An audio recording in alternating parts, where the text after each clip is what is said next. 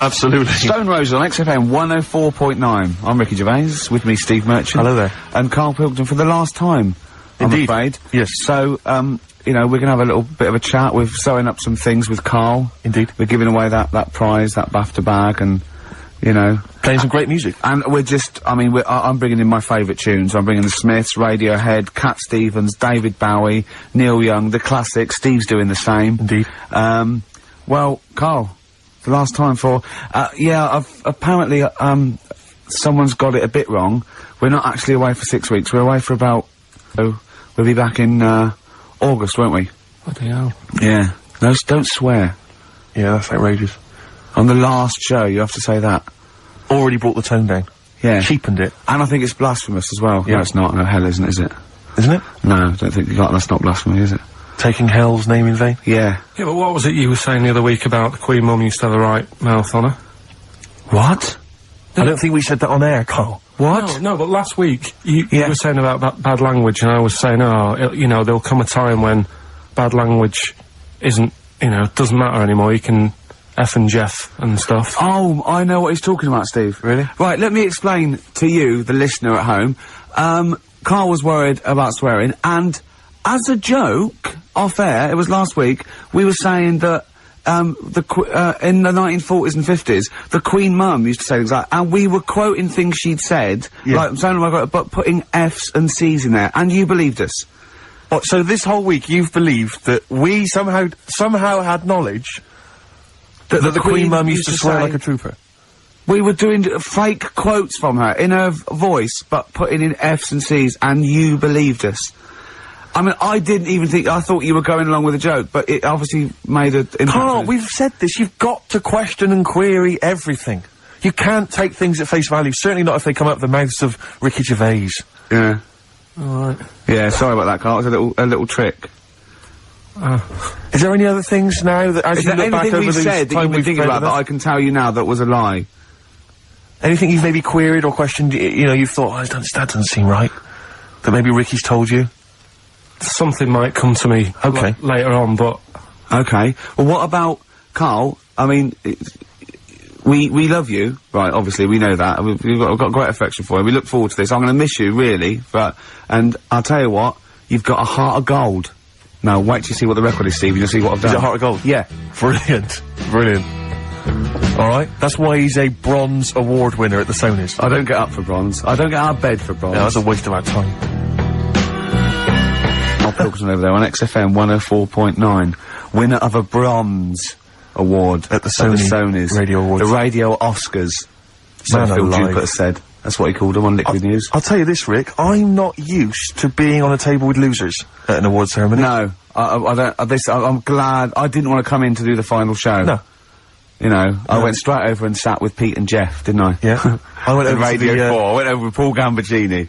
I went over to BBC World Service. Yeah. You know, it's a lot funkier. A lot cooler. Won an award. Yeah, they swept the boards. Yeah. Bronze is nowhere. What was the mood, Silver's, what was the mood here? The mood, because the day after, because people were, I mean, let me tell you that, I think XFM deserved an award, and I thought it was criminal, actually. But what I did like about it, that we certainly had the room, because Pete and Jeff said good luck to us and Christian, that was really nice. And then someone else mentioned it, James Nesbitt. James Nesbitt said, XFM and stuff, so it certainly had the... Gambaccini said something about it. Yeah, Did so he? it certainly had the room. And for a local, you've got to realise it's a local radio station, you know, and, you can't compete really with Radio 2 and Radio 4 and... But what was the mood, the day after, here at XFM? It was alright. I mean, I think we expected a few more, but... you shouldn't take this thing seriously anyway. But what I didn't realise, take Rick, awards seriously. But what I didn't realise is you have to pay thousands of pounds just to nominate. Just to get into the running for an award. So, you've already, you know, they've squandered thousands of pounds. No, it's not thousands, is it? Well, it mounts up because you pay to enter. And then the table. You've got to buy, like, mini-discs and that to send your stuff in on. Which ends up with Sony mini-discs. Oh, I see what you're saying, Karl. I'm not saying anything. No. And also then you've got to pay for the table. Right. And the food and the drink. I mean, it's a few grand. I swore on live television as well that night. Yeah. But I've never done that before. I mean, I've sworn before, but never accidentally. And we were being interviewed for, and Christian was sort of like, quite, you know, being a bit boisterous, and he must have brought out the worst in me, and I just accidentally said the F word, and I apologised straight away. I didn't want to embarrass Phil Dupas. He was doing a good He does job. that himself, yeah. But I was thinking about yesterday, and you're saying a bronze isn't worth having, right? Yeah. But, say like... We're only joking, none of them are worth having, but they're very nice. They're very nice to win. No, bronze is pointless. But you say that, because, like, bronze is, like, coming last, isn't it? Yeah. Yeah. Right. Yeah. Can you tell me the name of the person who won the marathon this year? No? Yeah, but that's because we're not sporty. I'm sure there's lots that can. But then, the guy who came last, who was in the swimsuit, people remember him. And No, I don't remember his name either. No, what's his name? No, but he was 6 days late. I mean, he was really Yeah, but bad. what's his name then? You see, no one's remembering either. No, but if someone said who won the marathon, I'd go, I don't know, but there was that guy in the swimsuit. Well, I'd say, I don't know, it was a woman. Yeah. She had shorts on and trainers. I'm just trying to make... My point is, what they will remember is that we were losers. That's what they remember. They may not remember our names. Yeah. They'll just point and shout losers. We're all winners, though, aren't we? We're all winners, really. For taking part, sure. Yeah. And it's all subjective as well, isn't it? Go on. I mean, I'm not going to moan about awards, because you've won a lot of them. It's like saying they don't mean jack. But Yeah. at the end of the day, right, there's some shows that won awards, and you go, yeah, that's, you know, that's worth an award. I think you've got to treat it... I mean, some awards actually boost your profile or career or your cachet or anything like that. Some it's just a nice night out when it's nice to win, but I don't think you should really take any award that seriously. What worries me, though, Rick, as I mentioned on the night, is that when I was at school, I mean, you look at me now, you probably think he's an athletic kind of guy, he's a sporty dude, you know, but at school, bizarrely, that was not the case. No? What, were you a bit of a lanky beanbag? It turns out, You're joking? Yeah. Oh, right, okay. So, I got a silver, in the high jump. Yeah. And I've done better in the high jump, right? Did no training whatsoever, did no Yeah. practice, just turned up. You were 2.5 foot taller than every other person in your class. Yeah, but wait a minute, people think that if you're tall, that makes you easier, it makes it easier for you to do the high jump. Surely not, because I've got all that leg to get over the pole. That makes it harder for me, surely. Don't talk rubbish. What are you talking about? Well, of course the taller you are, the more chance you got at the high jump. Well, explain that to me. being equal. Oh, what? Are you... Okay, then. So, is it harder for a 6-foot man to step over a matchbox or a baby midget? A baby midget? That is tiny, Rick. Hang on. Here's something I've learned, remember? Go on. Back to, like, show 4 or whatever. Go on. What is it? For? The flea can jump over the London Eye? No! No, it can jump the equivalent of, if it was a 6-foot man, it can jump about 6 inches high. A flea cannot jump over the London Eye. Yes, it can. Yeah, it can. And Tell your kids that. Karl. Oh, remember. Oh, a flea can jump over the London Eye. And an ant can lift 3 Volvos. But you're talking about fitness people and that. Remember Go when on. we were in the pub, right? Yeah. And your mate Johnny was in there. Yeah. I think it was. Yeah. And he was talking about that guy who got done, right? Because he entered a wheelchair race. Yeah. And there was nothing wrong with him. His legs were all right. Yeah. Now, he got done because he shouldn't have been involved in it. Yeah. But don't you think that really he's really good for doing that? Because he's not normally in a wheelchair. Sure. So he's not used to how they move about. Yeah. His arms aren't as strong as the other fellas who are always in the wheelchair. Sure. He had his mate pushing him, that was the problem. Yeah, it was motorised. I'd give him a gold plus. You know, you're taking a bloke who's not used to doing something. He does it the first time and beats the people who are at it. What about that woman, though, that was disqualified in the shooting, because she was in a wheelchair, and she was just in the normal, able-bodied Olympics, it was just she entered, right? But she wasn't allowed to rest her elbow on the arm of her chair, because that was a disadvantage. She was in a wheelchair, and she's shooting, but she was getting an unfair advantage, and they said, you cannot put your elbow on the arm of your Sneaky, wheelchair. aren't they? No, they are. You gotta be careful. You gotta be careful. Do you want to play Some of them aren't even disabled, it turns out. Hold on, though. We're talking about athletes, aren't we? What record should we play next? I'd love to hear that single that was out a couple of months back by Athlete. Athlete. Let's have Athlete. Man alive. West Side by Athlete, a track that I know you and I have enjoyed. Yeah, it's one of our favourite new tracks of the year, that one. Yeah, Absolutely. Very good. More of our favourite tracks to come on XFM 104.9. You know, I me, was Ricky mentioning Gervais, and you, Steve Merchant, and Karl Pilkington. sure, go on. You know, I was mentioning Shoot. the high jump. That Yeah. high jump. Do you know the reason I didn't get the gold? It's faintly embarrassing, because the guy it was just neck and neck, me and another guy. In fact, he was slightly shorter than I was. And I was using the traditional Fosby flop. Is it the Fosby flop? Fosby flop. And he was using a method, which I can only describe as the Superman, where he was running at the bar and diving headfirst over it. I've never seen this technique before. It's illegal, that's Absolutely why. incredible. Is it not Yeah. allowed? The fudge roll only works because his shoulder and are going over before his head. Right. That's they got around the roll. You weren't allowed to dive over because it was Obviously, no one monitoring that. Yeah, no. Just the games teachers having a quick fag. Yeah, yeah. What was his name again? The fag. I think his name was Mr. Woodbine.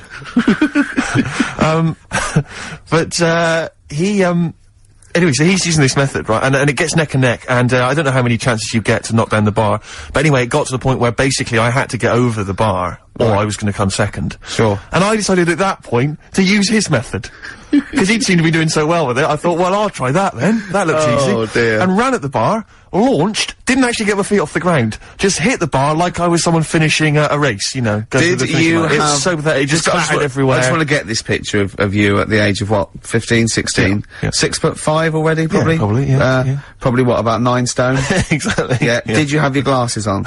Of course I did. You must have looked pretty sexy. Probably a small bum fluff tash. Yeah. Yeah, as well. That must have been good. Was it true once, when you were about 16, you decided to wear a dicky bow to school? Yeah.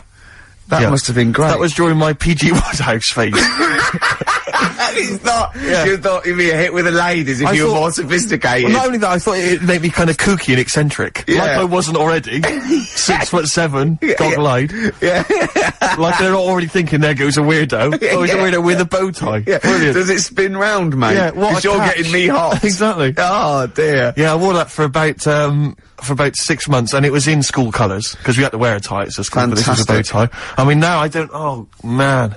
I can't believe it. I don't know what I was Carl, when you were, a little Pilkington, right? What was, if you had hair, what would it be like? What do you mean? Well, you obviously had hair then, back then. What was the, style? It was like, sort of, I had quite sort of, fine, sort of straight hair. Yeah. Right. Hairdresser once said to me, "You've got hair of a Chinaman." He was a wise man, wasn't he? What do you think that meant then? Oh. He just said, he just said you've got the same hair as a Chinese man has. Very straight, quite fine. Why is he telling you? I just imagine this bar going, the Arsenal did well, didn't it, sir? Should I have something on that? You have the hair of a Chinaman. I'm sorry, nothing. You're not the spy. No, I'm not. Thank you. Good night. Oh, you're not my contact. Yeah, lovely. You have the feet of a fish. I'm sorry, nothing. It's not you. Okay, next. You have the hair of a Chinaman. It was one of those barbers. It was a cheap one, just on a railway bridge. I don't believe that. Go on. On a railway bridge. That's why it was cheap. It was very low rent, so he could charge. That wasn't the barber. That was a man with some scissors. Yeah. Did you go? Oh, I have to move you there, sir. Wow. Okay, back in the chair, sir. I imagine them on one of those things you always see in old films where you've got you have to press down up and down. Yeah, like a seesaw. Yeah, that's not as good as that. It was just a normal chair, little wooden hut, and he did have to stop when a train came past because it used to. Well, because he had to change the signal. Just making a few extra bucks. Yeah, exactly. Yeah. Oh, I love that. That's Manchester for you. Oh, God. It wasn't Bernard Cribbins, was it? I always remember him saying, "Do you want your hair washing?" And I said, "Is it free? You know, does it come with it?" And he said, "Yeah." So I said, "Oh, go on then." He said, "Hang on now, I'll just have to wash these mugs up." He had like a sink full of mugs. Oh, so I'll God. just take these out and then I can wash your head. Oh, no. And that's why. Why did you go to this man? It was cheap. How much was it? About £2. And when was this? God. At 88, 89. All right. Yeah. So what happened to your Chinese hair? When did it start coming out? You have the hair of a bald Chinaman now, don't you? You've got the hair of a Chinaman in a box now. I used to just work a lot of hours, and I think that's what made it fall out. Yeah, of course. No, it's not. It's genetic. You can't stop it. It's not genetic. Of course it is. Is your dad bald? No, he's got more hair than me now, I think. Is your mum? Kojak's got more hair than you, Carl. Anyway. Don't have a go at Carl's hair. That's a bit harsh.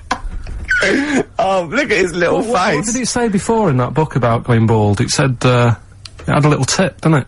We'll go over them later. It says, if you're going thin, doesn't it say, cut your hair short and something like that? So it makes you look thicker.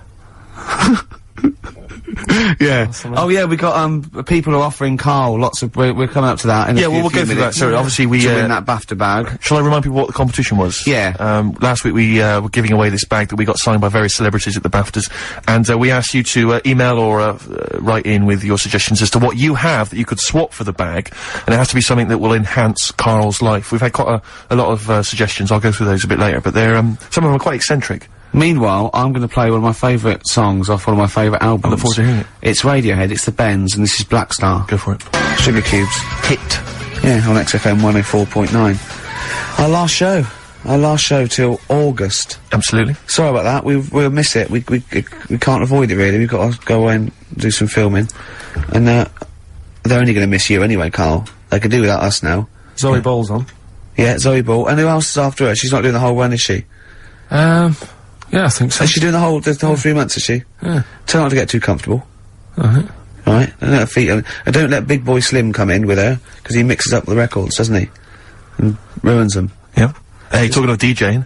Go on. You know, I did that storming set the other night, Well, for XFM. Yeah, sure, yeah. Go on. This was down at a little club, in case you weren't aware of it. Yeah. Anyway, I went to the Sony's the other night. Yeah. Karl Pilkington sidles up to me, slips me an envelope. Go on. 200 big ones in there. Do you get paid cash for that? Yeah. £200. Taxman won't know about that. Cash in hand. No, the tax won't know, because I mean, obviously no one who ever works in tax is listening to local radio. Oh. Yeah. Well, so... No, the taxman will know about it. Yeah. Because I'll declare it. I would. Put it, yeah, it's going straight down. I'll do it when I get home. Do it when I get in later on. And don't write off rubbish that you buy anyway, like, you know. No, Yeah. I won't. No. I'll do it all above board officially. Fill it all in correctly. And so I'll send it now, I'll send it tomorrow so that you get it early. So it's not too busy for you, sir. Oh, never mind. Oh, yeah, also, did you see, Liquid News last night? No. What is Liquid News? I don't really watch It's the Liquid thing News. on, Choice, right, and it's, sort of celebrity news, yeah? And, Julian Clary, was on, and, they were talking about the Sony Awards the night before, which went to, and they said, something like, a relatively unknown had won the entertainment award that we worked for, and Christian and Chris Moyles and Jonathan Ross said, beating off bigger people. Not he was beating off bigger people. They weren't suggesting he was... Was Julian Clary beating off again? Yeah. And it said, so, the people who didn't win resorted to silliness. And it cut, right? I don't know where the camera was. It must have been miles away, because it wasn't us. It cut to me making a little hat for you out of a Budweiser box, a little dialect thing, and then forcing it on your head, and you sort of struggling. Do you remember that? I do remember it. Yeah. But they were... They're always Well, watching. they were filming us. They were filming it, yeah. Scary. So, yeah. That's really scary, because some of the things we were doing... Because I was tying scarves round your head, wasn't I? We were touching Karl in an intimate way. We were gaying him up. Gaying him weren't we, up. to make him feel all uncomfortable and everything. Because he doesn't like that sort of thing, do you? Can't stand it. We're going to be giving you a cuddle about 5 to 3, seriously. We are going to... On the way out. And I've got roaming hands. Yeah. Do you know them girls who came up from the radio academy and sort of said, "Oh, so you're Karl then?" Right, Yeah. yeah. A couple of fans went up to Karl. Just on the way out, I said to him again, I said, "Look, I'm not gay." Because they were convinced I was. That's because if you remember a couple of weeks ago, we teased Karl that he had to go as Steve's partner, to the BAFTAs, and they really meant partners. You know, after the show, when he was walking home, he was gonna go buy his suit, I actually said, they will ask you. He went, well, what if they say, and as we walk in, Steve Merchant and his boyfriend, Karl, well, they won't say that as you walk in, they might overdub it on the television, so he's going, well, what about my mates in Manchester? And he said, I'm not going. The risk of someone in Manchester thinking that he was going out with you, mind you, it was probably going, wow, if he was gonna see where you're going with if you were gonna be gay, you wouldn't choose Steve, would you? No. Who would you choose if you were gay? If you could go out with any bloke, who would it be? That's a good one. Yeah. That's a good one. He's thought about it before. Go on. No, No, of course not. Hold on. No, who would it be? If, you know, if you were gay, what bloke would you go out with? God, probably, Jonathan Ross is alright. You gay! Oh, you fancy Jonathan Ross, you Bender! Oh, Bender! Rossi! Bender. Oh, you've got his number, haven't you? We should get contact. Love you, Jonathan, you! Hello, Jonathan, I love your film show. You're so funny and handsome and well... Rock and roll with me, David Bowie, off Diamond Dogs. Another one of my favourite tracks. Cracking. Great track, isn't it? Well, it's time for Karl's Room 101. Karl was too shy to obviously ever do this for real, but we thought that end the run of this with things that Karl hates. Yeah, we know the thing he likes. We know that. So Karl, okay. We should just point out that we've been inspired by the TV show Room 101. We didn't come up with this ourselves. Yeah, we did. This is Room 102. Yeah, we'll be Paul Merton, and you be Karl Pilkington. Right. You could chance to banish to Room 101 all those things that you dislike, they're never to be seen again. Will you please welcome Karl Pilkington? Alright. Who? How are you doing? Alright. Karl, so what does this represent? And imagine me putting something on the table next to you. Go on. Right. Well, first of all, right, it's dead hard to come up with, like, 5 things that drive you up the wall. Okay. Right? It's not easy, because there's so many things. Yeah. But it's just like, you know, picking 5, it's like someone saying, pick your 5 favourite records or 5 favourite films. Yeah. So it's hard, so... You know, in Desert Island Discs, where you always get the complete works of Shakespeare in the Bible. Yeah. I think you should include Ricky Gervais. I think you should always be there already in Room 101. They don't have to nominate you. You always go in. Go on then. So don't bother putting him in. Don't bother putting Ricky in, Karl. He's already there. I'm already there, waiting. Yeah. Go on then. Right. Yeah. First of all, right, I thought of, like, things that we've done in the past. Sure. And, like, quotes and that you were talking about. Yeah. That quote that people say that, you know, money doesn't make you happy. Yeah. Right? We're just rattling through some here. Yeah. That annoys me. What? Well, the quote, money doesn't make you happy? Yeah, because it does. It clearly does. Right. Without it, life's pretty dull, isn't it? Yeah, good. Right, so, okay. so that's like a little short thing, and you know, then that sort of makes you think about people with money. There was a programme on in the week, I don't know if you saw it, Steve, the one, Posh Loaded. That was brilliant, wasn't it? That was a great show. So annoying. Oh, yeah. There was a girl on there, right, who's from a rich family and that, and, you know, it's not her fault she's from a rich family. No. It's like how posh people annoy people. That doesn't annoy me, because the way I sound is because of where I'm brought up and that. Yeah. And at the end of the day, if you sound posh, you sound posh. It's, you know, it doesn't change you as a person or whatever. Yeah, it's quite But this girl, right, did you see it, Steve? I did. You didn't see it, did you, Ricky, right? This girl goes shopping, she buys like 4 t-shirts and a crappy little handbag. Yeah. Spends about 1,300 quid. And she's just wasting it going, you know, the woman's saying, oh, you'll love these, you know, they're really in fashion. She said, oh, whatever, I'll probably only wear them once anyway. And it's just, that sort of thing annoys me. Yeah. You know, people with money, you know, who have grafted for it are good.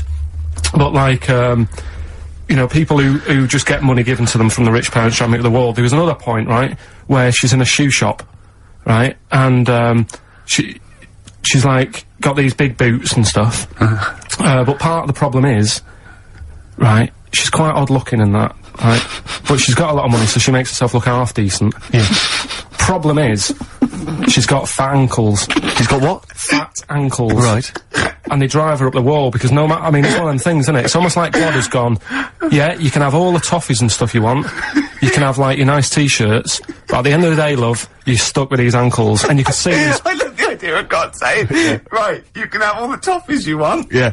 And you have nice handbags and that, but you're stuck with these ankles. Oh, God. And I really wanted to get a job in that shoe shop where she was going in, blowing her dad's money, and she was calling up her dad saying, oh, Daddy, is it alright if, you know, I'm just out shopping, I've just bought some shoes that have cost like $1,000, and I really wanted a job in that shoe shop.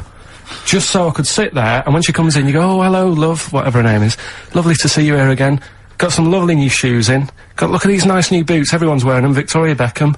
And, you know, all the it girls are wearing them. Yeah, try them on. Oh, you can't, because your ankles are so fat. You can't get into these. Never mind, here's some boots. She really annoyed me. And I'm not a nasty person. You're but not. She brought it out of me. Oh, I'm worried though, this idea of you getting a job in a shoe shop, I'm not sure you're qualified. I like all that's way round it. That some people go, oh, I'd like her to lose all her money or something. He'd like to actually bother go through getting the job in the shop. Yeah. And then just wait in there. You'd be too busy mucking around outside on some kind of trolley stuck in a little lake. But interestingly, in that show, I was watching that show, and at one point, you mentioned that her fat heels or her fat ankles. Yeah.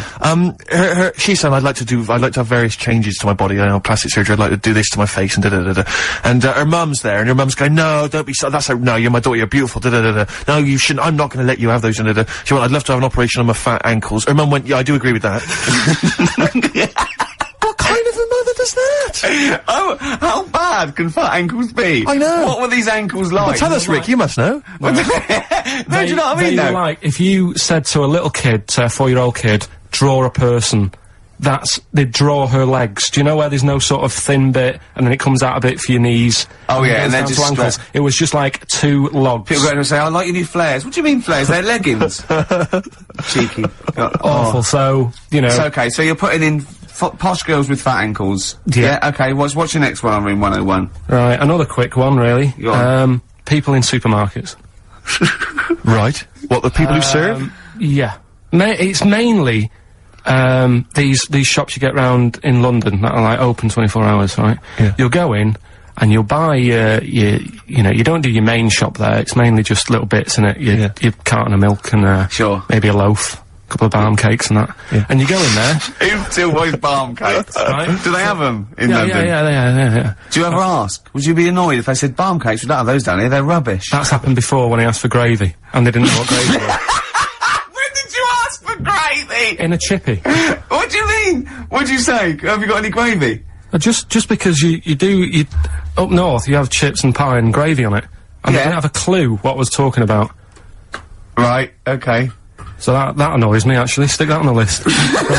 But, You've got fishmen up north. but listen, right? You'll go We saw a sign in the north, right? It was a little shop, and the sign said, "We sell bread." And it was handwritten. It was like, there was probably like a rush with loads of people in turbans go, What's this bread you talk of? Yeah, little headscarves, little women running down with their little, But anyway, these shops, right? So you go in there, getting your stuff, and you'll go up to the till, and they don't say hello to you. They don't sort of smile. They just bleep the stuff through. They don't tell you how much it is. They just sort of expect you to look at the till to see how much it is. So you can get your hand in your pocket, give them the money, they'll give you the change, and they won't say goodbye. Yeah. So it's like they just can't be asked Sure. to have any sort of, hello, how are you doing? I don't want a big chat. I don't want to know what they're getting up to and what, you know, what the dad does for a living and all that. I just want, like, how are you doing? You know, you're well, right. Oh yeah, this bread's, you know, popular or whatever. Right, that'll be £5. You need to keep abreast of which bread you're selling well. Oh, Mother's Pride, that's a good choice. It's 70% of our stock as well. So that really, even though, you know, it is a 24-hour I'll be shop, honest, I would err on the side of silence. Not rudeness. I hate rudeness if they do that, but I would rather, I'd start to go, £1.50 please, and that'd be fine for me. Any more, What about hello and goodbye, have a good day?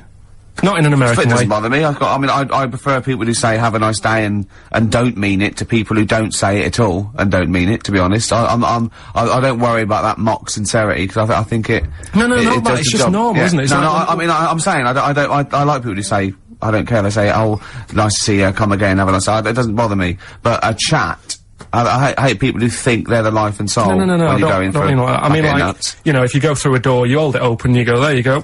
You know what I mean? You expect a thank you. Yeah, that's all. Yeah, and also when do you come in at like a narrow walkway and you're both walking there, and I stop, we'll get out of the way, and they tut, like I should have. I want to go, hold on, look, we're both in the same boat here. Yeah. Why is it me? That annoys me, where people think tutting when they're in the wrong. They own the street, or if two people aren't looking where they're going, it's one person's fault. That really annoys me. Yeah. So that's it really. I mean, I know the 24-hour shops and they're knackered and stuff, but politeness, just to say... Well, it costs nothing, does it? No. So those are your little quick ones, then we get on to your big three, don't we? The big one. Yeah, Should we if play you a want. record and come back to that? I know what you want. I'm talking to Karl Pilkington on room 101 on XFM 104.9. Yeah? What do you play? The order. Oh, excellent. Do you know what I mean? It's mad. We were shouting at you then. How loud are those headphones? pretty loud, but I'm always wearing headphones, so... Yeah, but look what I'm doing. This is an old radio trick. You put one earphone over your ear and the other one off so you can hear people in the room. Hives on XFM 104.9. What did you want to say? Doesn't matter, Carl. It doesn't. The point is, it could have been important. It could have been a fire, anything. When we shout anything, you jump. Yeah. Do you know what I mean? Come on, Carl. Get with the programme, alright? Hey? Right, what other things you want to put Yes, in sir. 101? Other than us. Spiders. Right, go on. I know Ricky will be agreeing with this. Yeah, all spiders, yeah? I mean, not all spiders, because there's some spiders that are on the planet that don't do any harm. They clean up stuff, don't they? What, they got little brushes. Do you mean like janitors spiders? yeah. No, there's some that, you know, Hong Kong leggy. just get on with stuff, but I'm talking about the spiders that are deadly. And spiders that are massive. I mean, Johnny's mate, Ricky's mate, Johnny, I mean. Yeah. He was talking about how, he was in Australia. Yeah. And he was sharing a room with a mate or whatever, and his mate was having a shower, and said, Johnny, just come in here a minute. And he went in, and there was a spider on the side of the bath that he said was the size of your hand. 2 hands width. It's sort of like a size track, just like 8 inches across. That big, right? And the daft thing with that one is that can't kill you. It's massive. It's got no purpose. It's a huntsman. Yeah, but what? Something you said it does, right? If you sort of walk around it and it thinks you're going to try and trap it, it hisses at you and jumps at you and jumps on you, and it sort of clings on. That's terrifying. You'd be sort of running around trying to get it off, and it's just gripping on like the old stag beetle thing again. Yeah. It's clinging onto you. But there is no. What I don't understand is why is that spider that big? Right. Because no doubt it only eats stuff like normal spiders do, but it needs to eat more of them because it's a bigger lad. Right? Yeah. And it doesn't actually do anything. It's not like.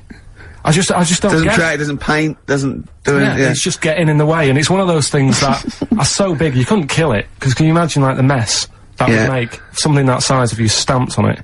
Yeah. Which I'm not, you know, again, I'm not a fan of. Yeah. But I don't get that. And then there was a programme on a few weeks ago on BBC about spiders, and there was this one, right, it was going, you know, there's so many spiders in the world, and apparently there's so many of them they can't give them all names.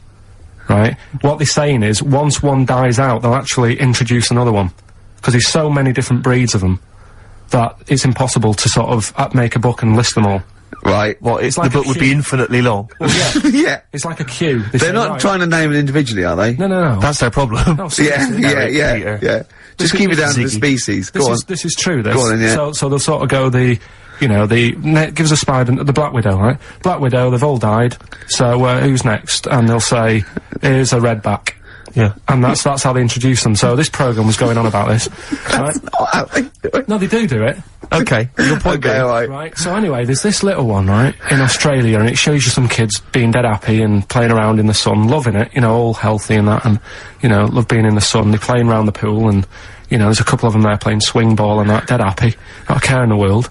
And, like, one of them goes, oh, I'll go swimming, because I've been playing swing ball for an hour, got a bit of a sweat. Sure. Go for a little, breaststroke or whatever. And, they get in the pool, and they can't wait to have a swim about, and then it pans to the bottom of the pool. Yeah. And there's this little spider just sat there dead still. Right?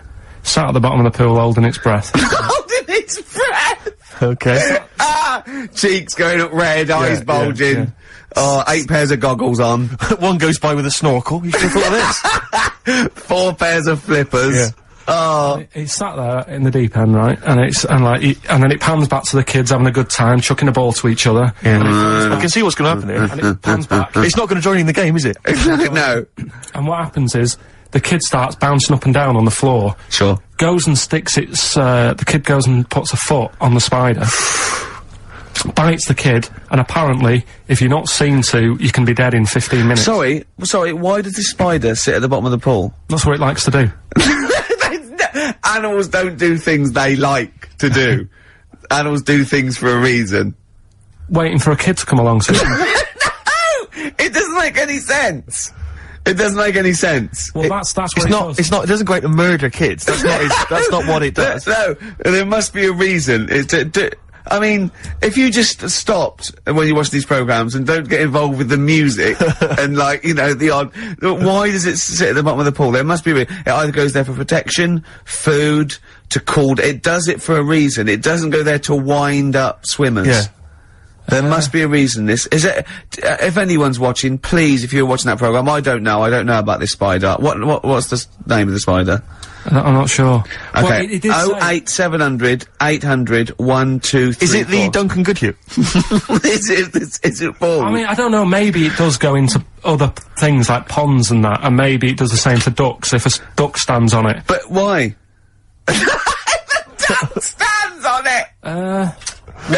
Oh, I love your brain. Probably because eventually, you know, a kid can get, like, saved if it's seen to in 15 minutes, but a duck is just gonna, like, wander around and go, God, I don't feel well and what have you. What good is that to the spider? Because... No, I'm saying it might kill it if it might protect itself, but it must be in the pond for a reason in the first place, or the swimming pool. It must be down there for a reason. It must have another agenda, evolutionary-wise. It can't just do it. Could it be in training for the Olympics? Unless it is just cooling.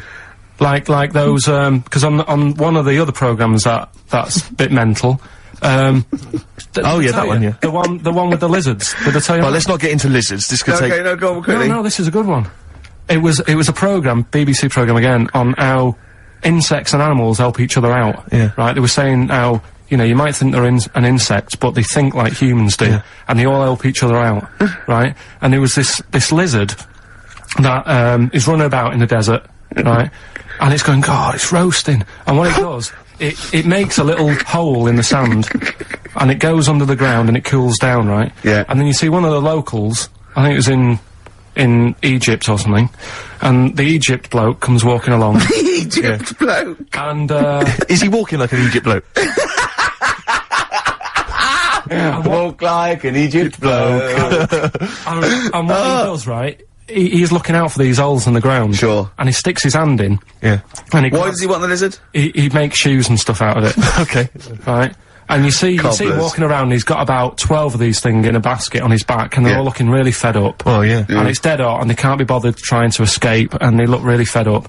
And this bloke's laughing, you know, he's collecting loads. I love how he watches this, like, because they sort of editorialise it and make it into, like, some Exactly. sort of, like, evil play. Yeah, yeah. No. But then it was saying how this deadly scorpion that man is scared of is mates with the lizard. And the reason is that the scorpion goes into the hole, right? It can't dig its own hole because its arms are that big and it's awkward for it to dig a proper hole. Sure. So what it does, it goes into the little den that the lizard's made, right? And whilst the lizard's having a kip, the scorpion says, "Tell you what, I'll do you a deal. You have a kip, I'll walk up and down this hole here and sort of scare away any people." So the lizard's like, "Yeah, all right then, fair enough." Because the scorpion wants a little hole to keep out the sun. The lizard wants a kip. They've done themselves a little deal. The Egyptian bloke comes walking along, sticks his hand in the hole. Yeah. He thinks he's just going to get a lizard. Scorpion stings him. He runs off, drops the basket. All the lizards go running off. I love the fact that that is what always happens. Yeah. They filmed that just by chance, and that's what always happens. I like the fact that the Egyptian bloke has done this every day. He does it. He goes, "Well, okay, I've got all these lizards. I'll just go to this hole again. Yeah. Because I haven't got that lizard yet. Yeah. This will be fine." No, I just think. And you know, when the lizard and the scorpion make that deal, and he says you have a kip, Yeah. and the other one does it, do they talk in Egypt or? I mean, they talk how Egypt do they bloke. how do they discuss? They talk Egypt bloke or this? English bloke. What language do they use, Carl? No, it's the international language of love. But spiders is what you're putting in Room 101. Spiders. Let's go back to that. That's what- Spiders. So spiders So that. basically, spiders that have got the poison to kill a man. Because Rick, I know, because Okay. but Rick, I know what you're. about the ones that are just too big for their own good? Those I are don't the. understand that either. But Yeah. Rick, you're scared of all spiders, aren't you? Or Yeah. even the little tiny ones you I find. don't in the like house? any spiders. Yeah. Is your husband afraid of them as well? Oh dear. Playing here. What are we playing here? Oh, this is Cat Stevens. Silent Sunlight. It's beautiful off Catch Bullet 4 at its peak in the 70s. Oh, Cat Stevens, Silent Sunlight. Yep. Karl just had a funny phone call, didn't you? From someone who's telling you all about the Little Brown, it's called, is it? Little Brown, yeah. That's the name of the spider that sits in the bottom of the pool. He said it doesn't hold its breath. It's got an air bubble. I didn't think it did hold its breath, to be honest. And then, as you know, Steve was opening a letter we got, and it's a football song, and it's They Don't Like It Up by the Leatherhead Gimpers. But it's the fact we keep getting sent homemade singles. Wow, that's good, isn't it? Oh, there's another one there. They're both football anthems, though. We don't. Well, do we show any interest in football? Are we? Well, yeah, the World Cup we do, don't we? You're right, Rick. Yeah. I've got a bet on as well. Have you? Chelsea to win 2-1. What today? Yeah. And I've got Chelsea to win 2-1, but Henri to score first.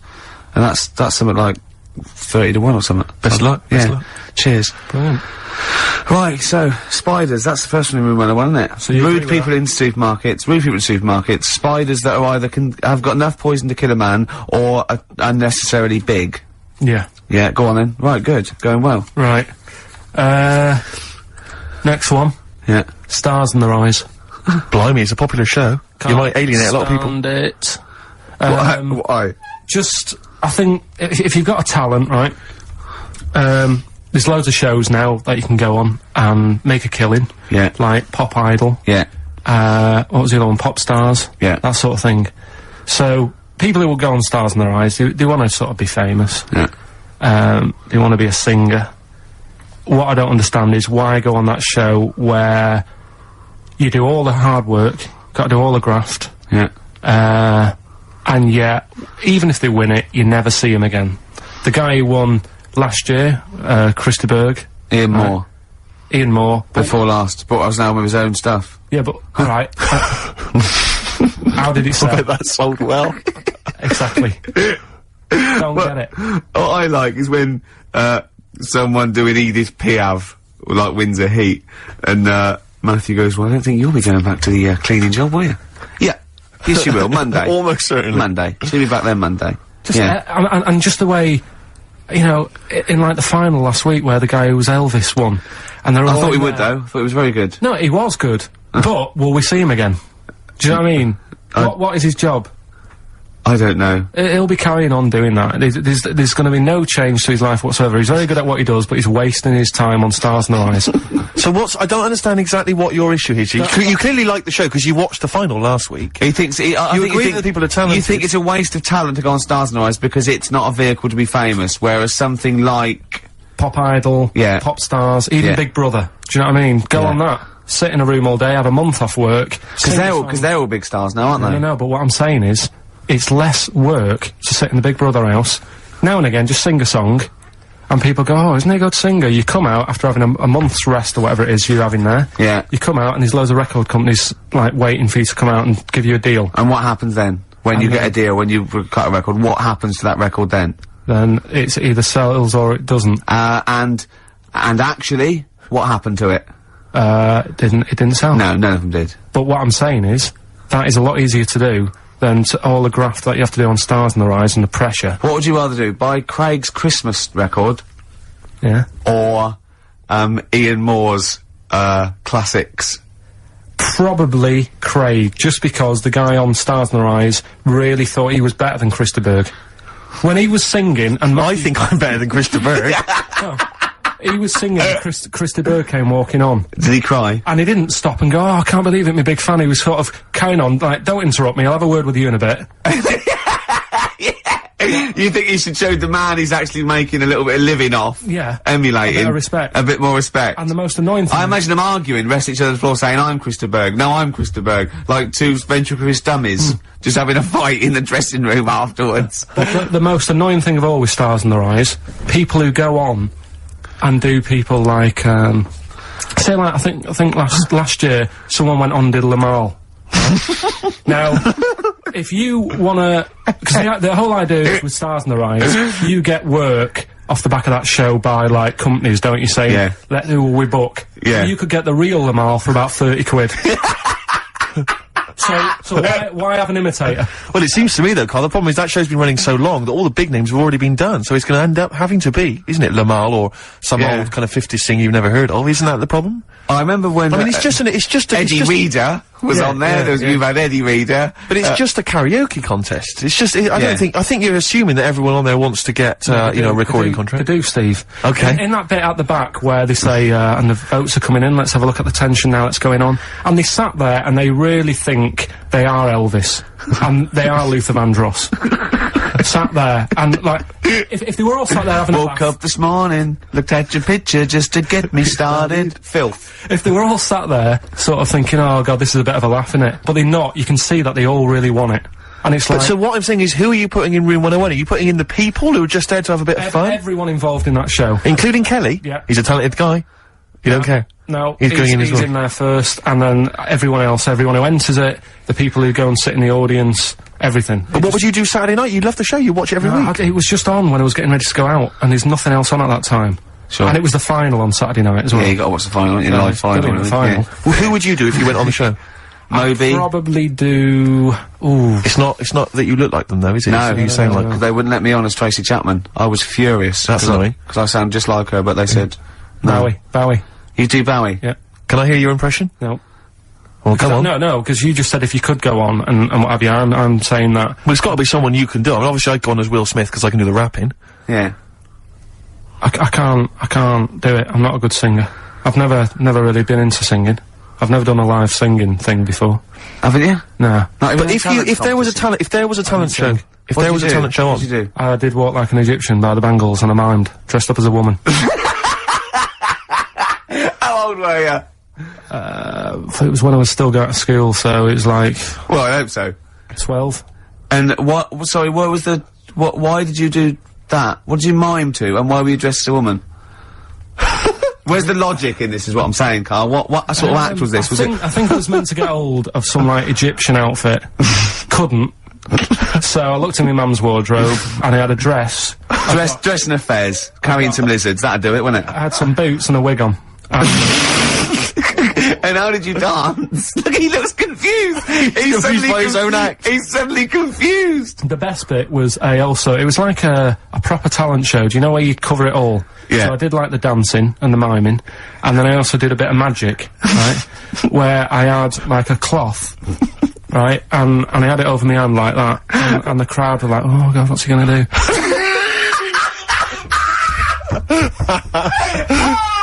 Of course they were. Go on, and what was the trick? They weren't saying that! The crowd going, oh, what's the great That's one chorus. Ooh, what's he gonna do? Oh, what's the great Pilkington gonna do? So what I did was, I was stood there teasing them, and teasing the audience. Yeah. Yeah. And I said, I'm gonna make a bird appear before your very eyes. Okay. And I pulled the tea towel off, and I just had hold of an egg. And I said, oh, it isn't born yet. They loved it. He's so proud of that! Look at his Did you come up with that yourself? Yeah. Did you have any help at all? No. So you did Walk Like an Egyptian and Dress as a Woman, then you did the egg trick. And then I was also playing like a janitor. Because when the next person was singing, I'd come on and all the electric went off. And I came on going, oh god, has anyone got 50p for the meter? Oh, you're quite a little showman, weren't you? And then, like, you know, the Did you win? audience chucked us some money. Yeah. And, Are you sure you weren't actually employed as the janitor? No, did you win? No, I think we came second. This really tarty girl who did Madonna, like a virgin. And I thought, yeah, right. Like you are. She was a right ropey little woman. But, so great. Okay, brilliant. so Spider Stars in our eyes, we better play a track, hadn't we? Indeed, yeah. Bit of Tom McRae. This was a track we played a while back. I enjoyed it.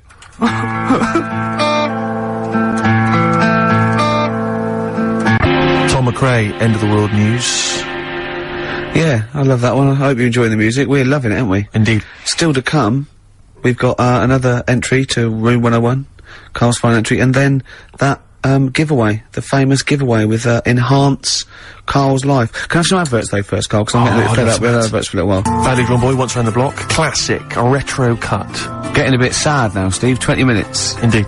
You're right. I've got so much to say. I've got so much to leave people with about Karl, all the things he's done, looking back. Karl, do you remember when I put up the waste paper bin on your head? Classic. Classic time, yeah. Yeah, do you remember that? What did I do to you today? Well, you tried to bring the same memories flooding back to me by putting the same grotty bin on my head, but the annoying thing was, last time I did it, it was quite a new bin. Yeah. Did it today, it's rank, all sorts of stuff on What it. else did I do when I saw you go around the corner down there? Go on. I went to get the paperwork and that you need to produce the show. Yeah. And, came round the corner, Ricky was sort of hiding, and I was concentrating, reading stuff, and he goes, I don't imagine it was as soft and gentle as that. I imagine it was more like... exactly. Like that. And I tell you what, I nearly exploded, because he sort of hopped on one leg, right? And it was... he sort of, I don't know why I'm doing this, but he sort of was walking out and on, we're looking down, and I went, and he hopped like that, and his Rest assured, listeners, that if you were here, it's not any funnier than it is if you were listening at home. It's only amusing to Ricky. It makes you feel really refreshed. He was going on and having a heart attack like that, and I was nearly having a heart attack laughing, and he went, I feel good now. He said, I can see why people skydive. He said that would be good for people that were ill. Oh, Carl. They've made me feel How am I gonna live without Carl for 14 weeks? Oh, you'll find other people to irritate. Oh dear. Okay, so right, well, we got this final entry in 101, but we've also had so many emails and letters about this competition. People trying to bribe you with things. They've been great. Can you read a few of them all? Absolutely, yeah. Well, obviously, this is people trying to win this bag that we got signed at the BAFTAs. We got Graham Norton, Angus Dating, Alan Davis, Jamie Theakston, Paul Whitehouse, Baxendale, Helen, Steve Filmich and McFadden, Peter Davis and Simon Pegg, Steve Wright, all different people signing the big bag. Do you know what I think, though? I don't think people want that. I think they want to contribute to Carl's existence. Well, this is I really genuinely think that Carl was sort of, you've only been there, how long have we been doing this now with you? Sort of like, in the area? 3 months? Yeah. I think you've touched people's lives, Carl. I don't think I've ever met, well, I haven't met you, but I think your soul comes across as like a cross between, I'd put it, he's like a cross between a cat And Rain Man. But we've had quite a few which are, which obviously want to kind of further your education. Obviously, when we're off air, this is something we're worried that's just going to dry up, and we've tried hard to educate you. So, lots of books, lots of people suggesting books, the Giant Book of Mysteries. And I mean, if you chose this one, Carl, it tells you, how 3,000 Japanese soldiers literally vanished overnight. Real-life accounts of vampires. The man who planned his own crucifixion. The famous Ghostbuster, Harry Price. And lots of, things about spontaneous combustion. Is this the one about the woman with the hairball? That's not got the woman with the hairball in there. I'll have to dig that one out for you. These sort of books are the thing that I'm after. This is what interesting is. I've brought in one as well. It's a friend who works with Jane, my girlfriend, called Liz, and she wants to put this forward. And this is Trade Secrets, everything you will ever need to know about everything. And it's just like little tips. You know what I mean? But there's so many things competing with that. You see, there's another guy who sent in, he wants to give you a video entitled Making Love, Parts 1 and 2, an instructional guide. I imagine you'd enjoy that, Carl? Nah. No? Nothing they can teach you? Nah. Sure. The Reader's Digest book of strange stories and amazing facts again, other stuff here. Why cats have 9 lives, Carl? Well, hang on a minute. Why meteors are likely to destroy Earth in the next 100 years? You're wasting your time. Okay. In this Trade Secrets book, Yep. listen to this for a tip. Make a necklace from electrical wire. That's a good idea. But don't plug it in. Doesn't say that. What about this then, Carl? Because, obviously we're concerned that you didn't get your GCSEs, or you didn't get as many as you'd have hoped. There's a guy here, this is Victoria, and she's saying she's more than willing to give you all of her awards and certificates. She's got 6 GCSEs, 6 A's and 4, she's got many GCSEs, in fact, 6 A's, 4 B's, 3 A-levels, and a master's degree in philosophy. She's willing to give you those certificates. She says you will be the proud owner of qualifications. As the owner of qualifications, she has found that anything she says is invariably believed, and that she's popular and very happy. She's willing to give you those qualifications. That's pretty impressive. You can claim they're your own. You have to change your name to Victoria, but other than that, I can see no problems. And you have to put a dress on and a fez. It's nice. More like an idiot. But you see, there's lots of educational ones. Then there's other things which are perhaps less useful to you. This is, doesn't say who it's from, but, I think it's Ruth, and she's happy to give you a statue of an ostrich that she made when she was 7. What about that? Eh? Alright, you love birds, you love animals. Yeah, apparently statue. the legs fell off under the weight of the body, so now it's just a legless ostrich. But even so, Yeah. Even so. I've only got a small flat. sure. Another woman here. She. This is, I doubt if it's ostrich size. Yeah, it's just clogging up space, though, isn't it? This is Lauren. She's willing to give you some of her handmade blue tack animals. She makes animals out of blue tack. She can give you an elephant, a seahorse, a tortoise, a pig, a butterfly, fish, snail, even a stegosaurus, or anything you choose. See, I've got my art set on. You've got the books. You're excited by the this books. book. What about this, though? This is a Lego alarm clock with a little Lego man who's got a variety of hats. It says here, including biker's helmet and cap. 2, I think, of the village people. I don't know, Karl, if again people are picking certain things up. A clear stiletto mobile phone holder with pink fur on it, flashes pink and green. I think people know that you are not gay. listening. In this You are book, gay. listen, right? In this book, little tips and stuff. There's one here about if your dog keeps nicking a remote control. Sure. The way to get it off it, ring the doorbell. Right, so you got to get off your chair, go and ring the doorbell, so the dog goes, what's that? And it drops the remote control, goes running to the door, Yeah. you run back and pick it up. I love the idea of Karl doing that, and then the doorbell goes, and Karl drops it and goes, and it's the dog pressing the doorbell, and it sits back down, and Karl going, oh no, not again. I mean, I really do want, can't I just have this? You excited by that, are you? It's brilliant. What about this one, though, that you mentioned? This is, a book which has got all those, urban legends and stories that you've read on the internet, and it tells you whether they're real or not. This has got the one in there. I know you're very excited about the one with the woman who stuck her head in the microwave. Yeah. Eh? Right. Alright, so basically, she's saying here that whenever Ricky says, oh, it's not true, you can dispute that with your book. Yeah. What do you think then, Karl? Do you want to have a think about all these gifts? There's so much stuff, isn't there? Should we play a record and then come back? Can't, Have you found something you like in there? You're so undecided, Karl. I really like this book. Go on, then, what is it? What else you found? What tip? God, there's loads of stuff in here. Let's just pick one at random. Don't be too tidy. Leave some areas for helpful garden animals to hide in. So when you're cleaning your garden and that, you know, it might look a bit of a mess, but think about the animals that are walking about at night in the dark and stuff. Yeah. Just little things you don't think about. Yeah, because they're pointless. Little, Yeah. Okay, then, well, let's play a record. Oh, there's so Have a many look to at those decide on. books. all right, what are we playing, Steve? This is something, from a little compilation that came free with a magazine called Comes With a Smile. It's a good little magazine. And this is, by Matt Pond, PA. It's called Night's End. I suppose there's a little bit of New Country, which we don't play often, but, there's some nice tracks No, it's floating very about, nice. and that's, Very Matt nice. Pond, PA, Night's Well, End. I'm getting very sad now. 10 minutes to go, and so much to cram in. Now, thing is, Karl's fallen in love with that book, but I feel a bit bad letting a friend sort of win when all these lovely people, these regular listeners, so I don't think you can have that. But I'll tell you what, I'll borrow that, or I'll buy it for you. So you can have that anyway. What have you That's found safe, in there? you're going home with that. You know, avoid washing up by boiling the bag food. See, I can see why you'd love that. Exactly. Is there anything out, what other things have you caught your eye though? Put that book down. Yeah, go on. Well, One of our regular listeners who actually wants the bag and wants to be part of your life. Come on. Well, Richard emailed in, right? And he's got a book, which is similar to the one I like there. Yeah. Which has got like 180 stories in it. So, I mean, most of them are like true, I think. Do you know I was telling you that story about the woman who put her head in the oven to dry her hair? Yeah. Because she liked the way... And she boiled her brain. Yeah, she stuck it in a microwave. Avoid washing your hair by boiling the brain bags. So she put her head in the microwave Yeah. and boiled her brains. And boiled the brains. Sure. Because she thought she'd get the same result as she did from the oven, but it all went wrong and that. And What do you mean? She used to dry hair in the oven? And she just, like, went modern? Apparently, it's like what punks used to do. You get a different sort of heat off an oven than you do off a hairdryer, right? Sure. So, she thought, well, I'll do it in half the time, use a microwave. Sure. She She was busy, I she don't was late. understand how you can get your head in a microwave. It only works when the door closes. Yeah, but you jam the little thing, don't you? Well, don't say that. Don't say that. Don't tell. I don't think it's possible, but don't. Of course it is. Yeah, well, But anyway, don't but do that. he remembers that story and said, I've got a book full of stuff like that. And, he sort of sums up a little story that's in the book about this girl who, she had long hair, right? And, she used to always mess around with it. And, she's sucking on it. Do you know, like how girls do with the long hair, they sort of mess around with it and stuff. Yeah. And she's sucking on it all the time. And she was doing this from the age of, like, 10. And then, I don't know, she's probably about 30-odd. And, she's doing this all the time. Guessing.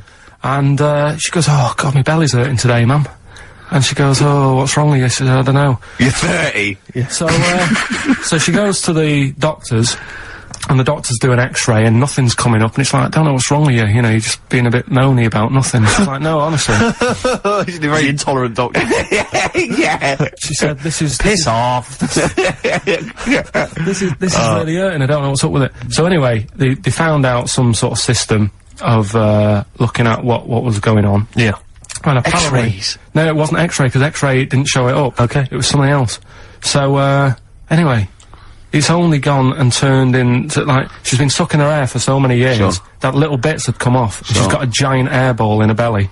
Wow. Right? Yeah. Which was, like, huge, the size of a rat or something like that, right? The size of a... It's so interesting what he chose. The size of a rat. No. Well, the funny thing is, when they eventually got it out, Yeah. the mum was like, you know, oh God, it was terrible, and she actually said it looked like a dead rat. Oh.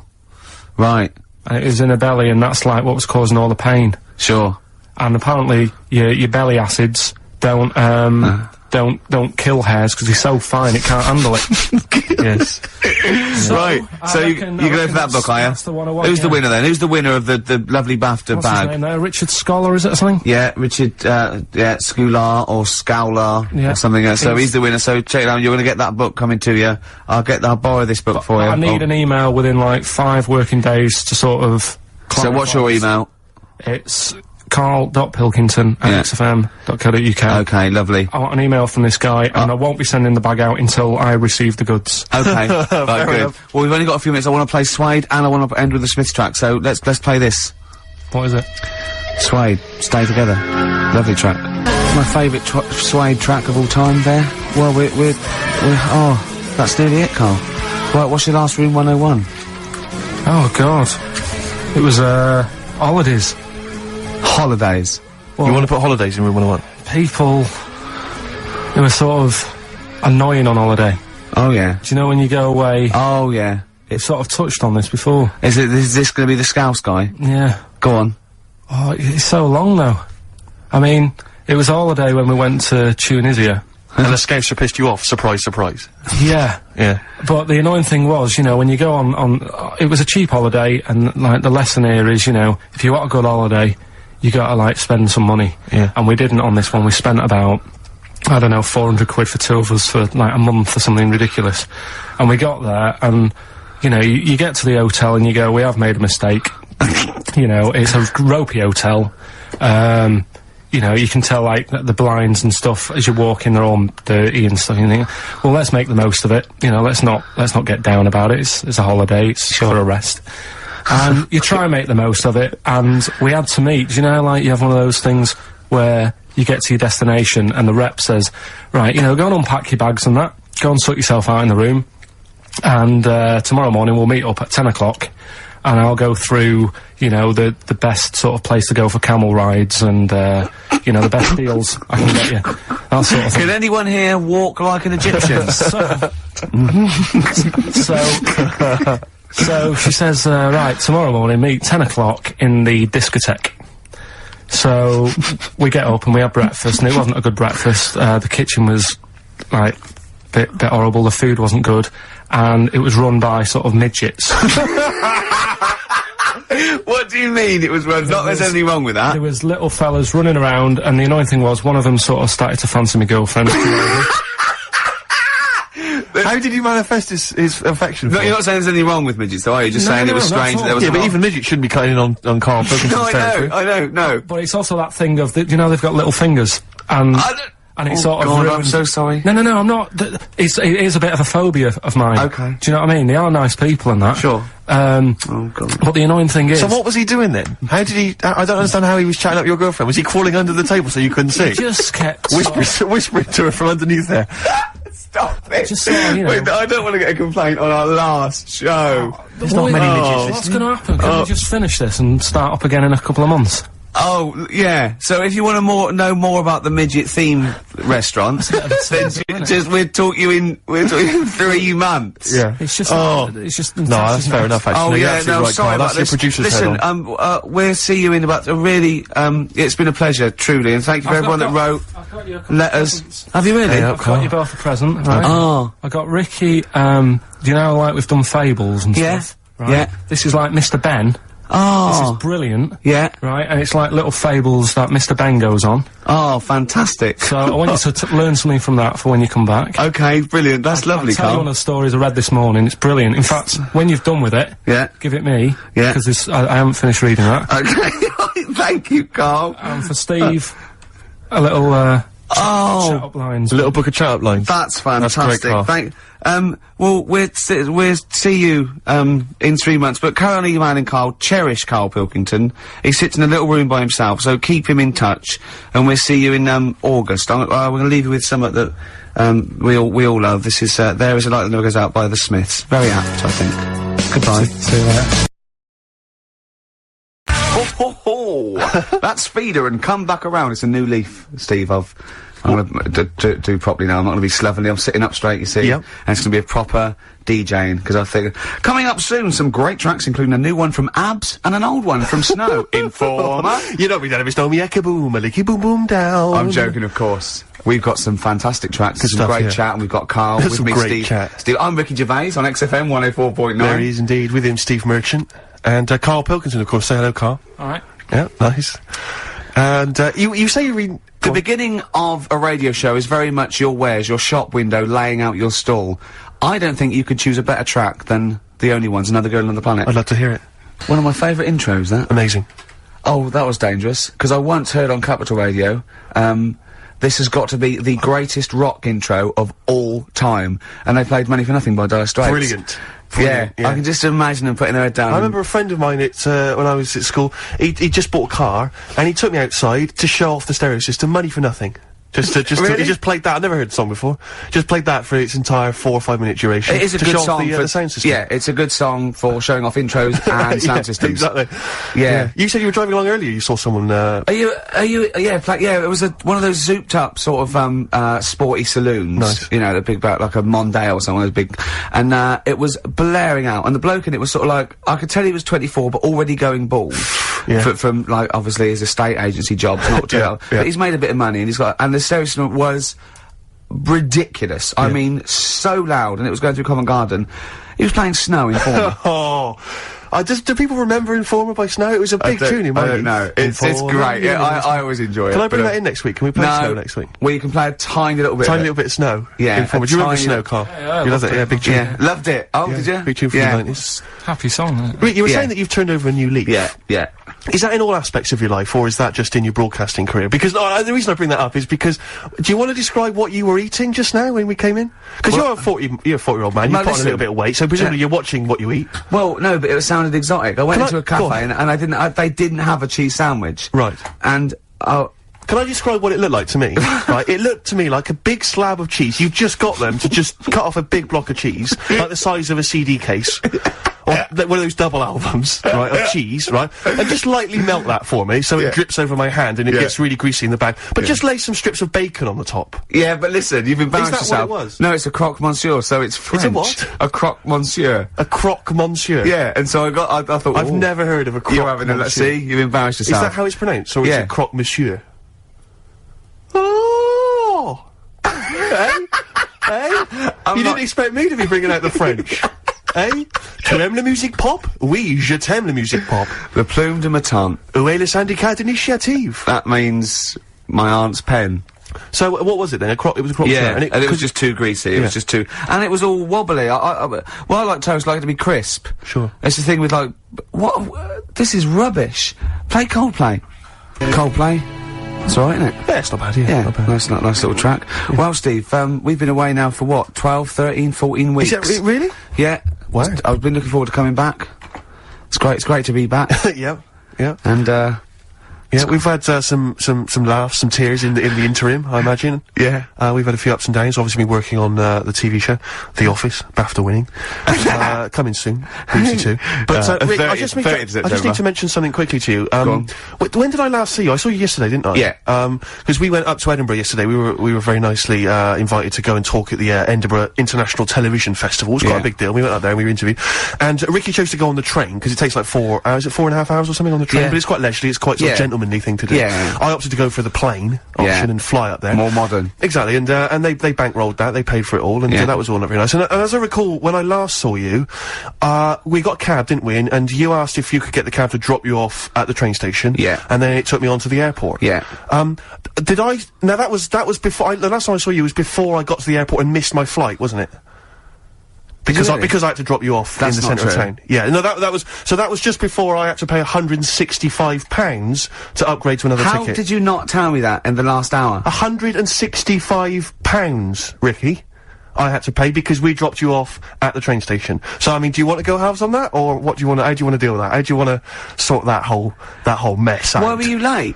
Why was I late? Because we dropped you off in the centre of Edinburgh, and do you know how hard it is to get out of Edinburgh in rush hour traffic? But it was only 3 minutes away, so you'd have missed it anyway. No, because if we'd gone the other direction, it would have been 20 minutes. It took me like an hour to get to the airport.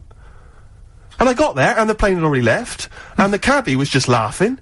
He was saying, we're never going to make it. He goes, you were a religious man, you better start praying. I thought he was being facetious. He was absolutely right.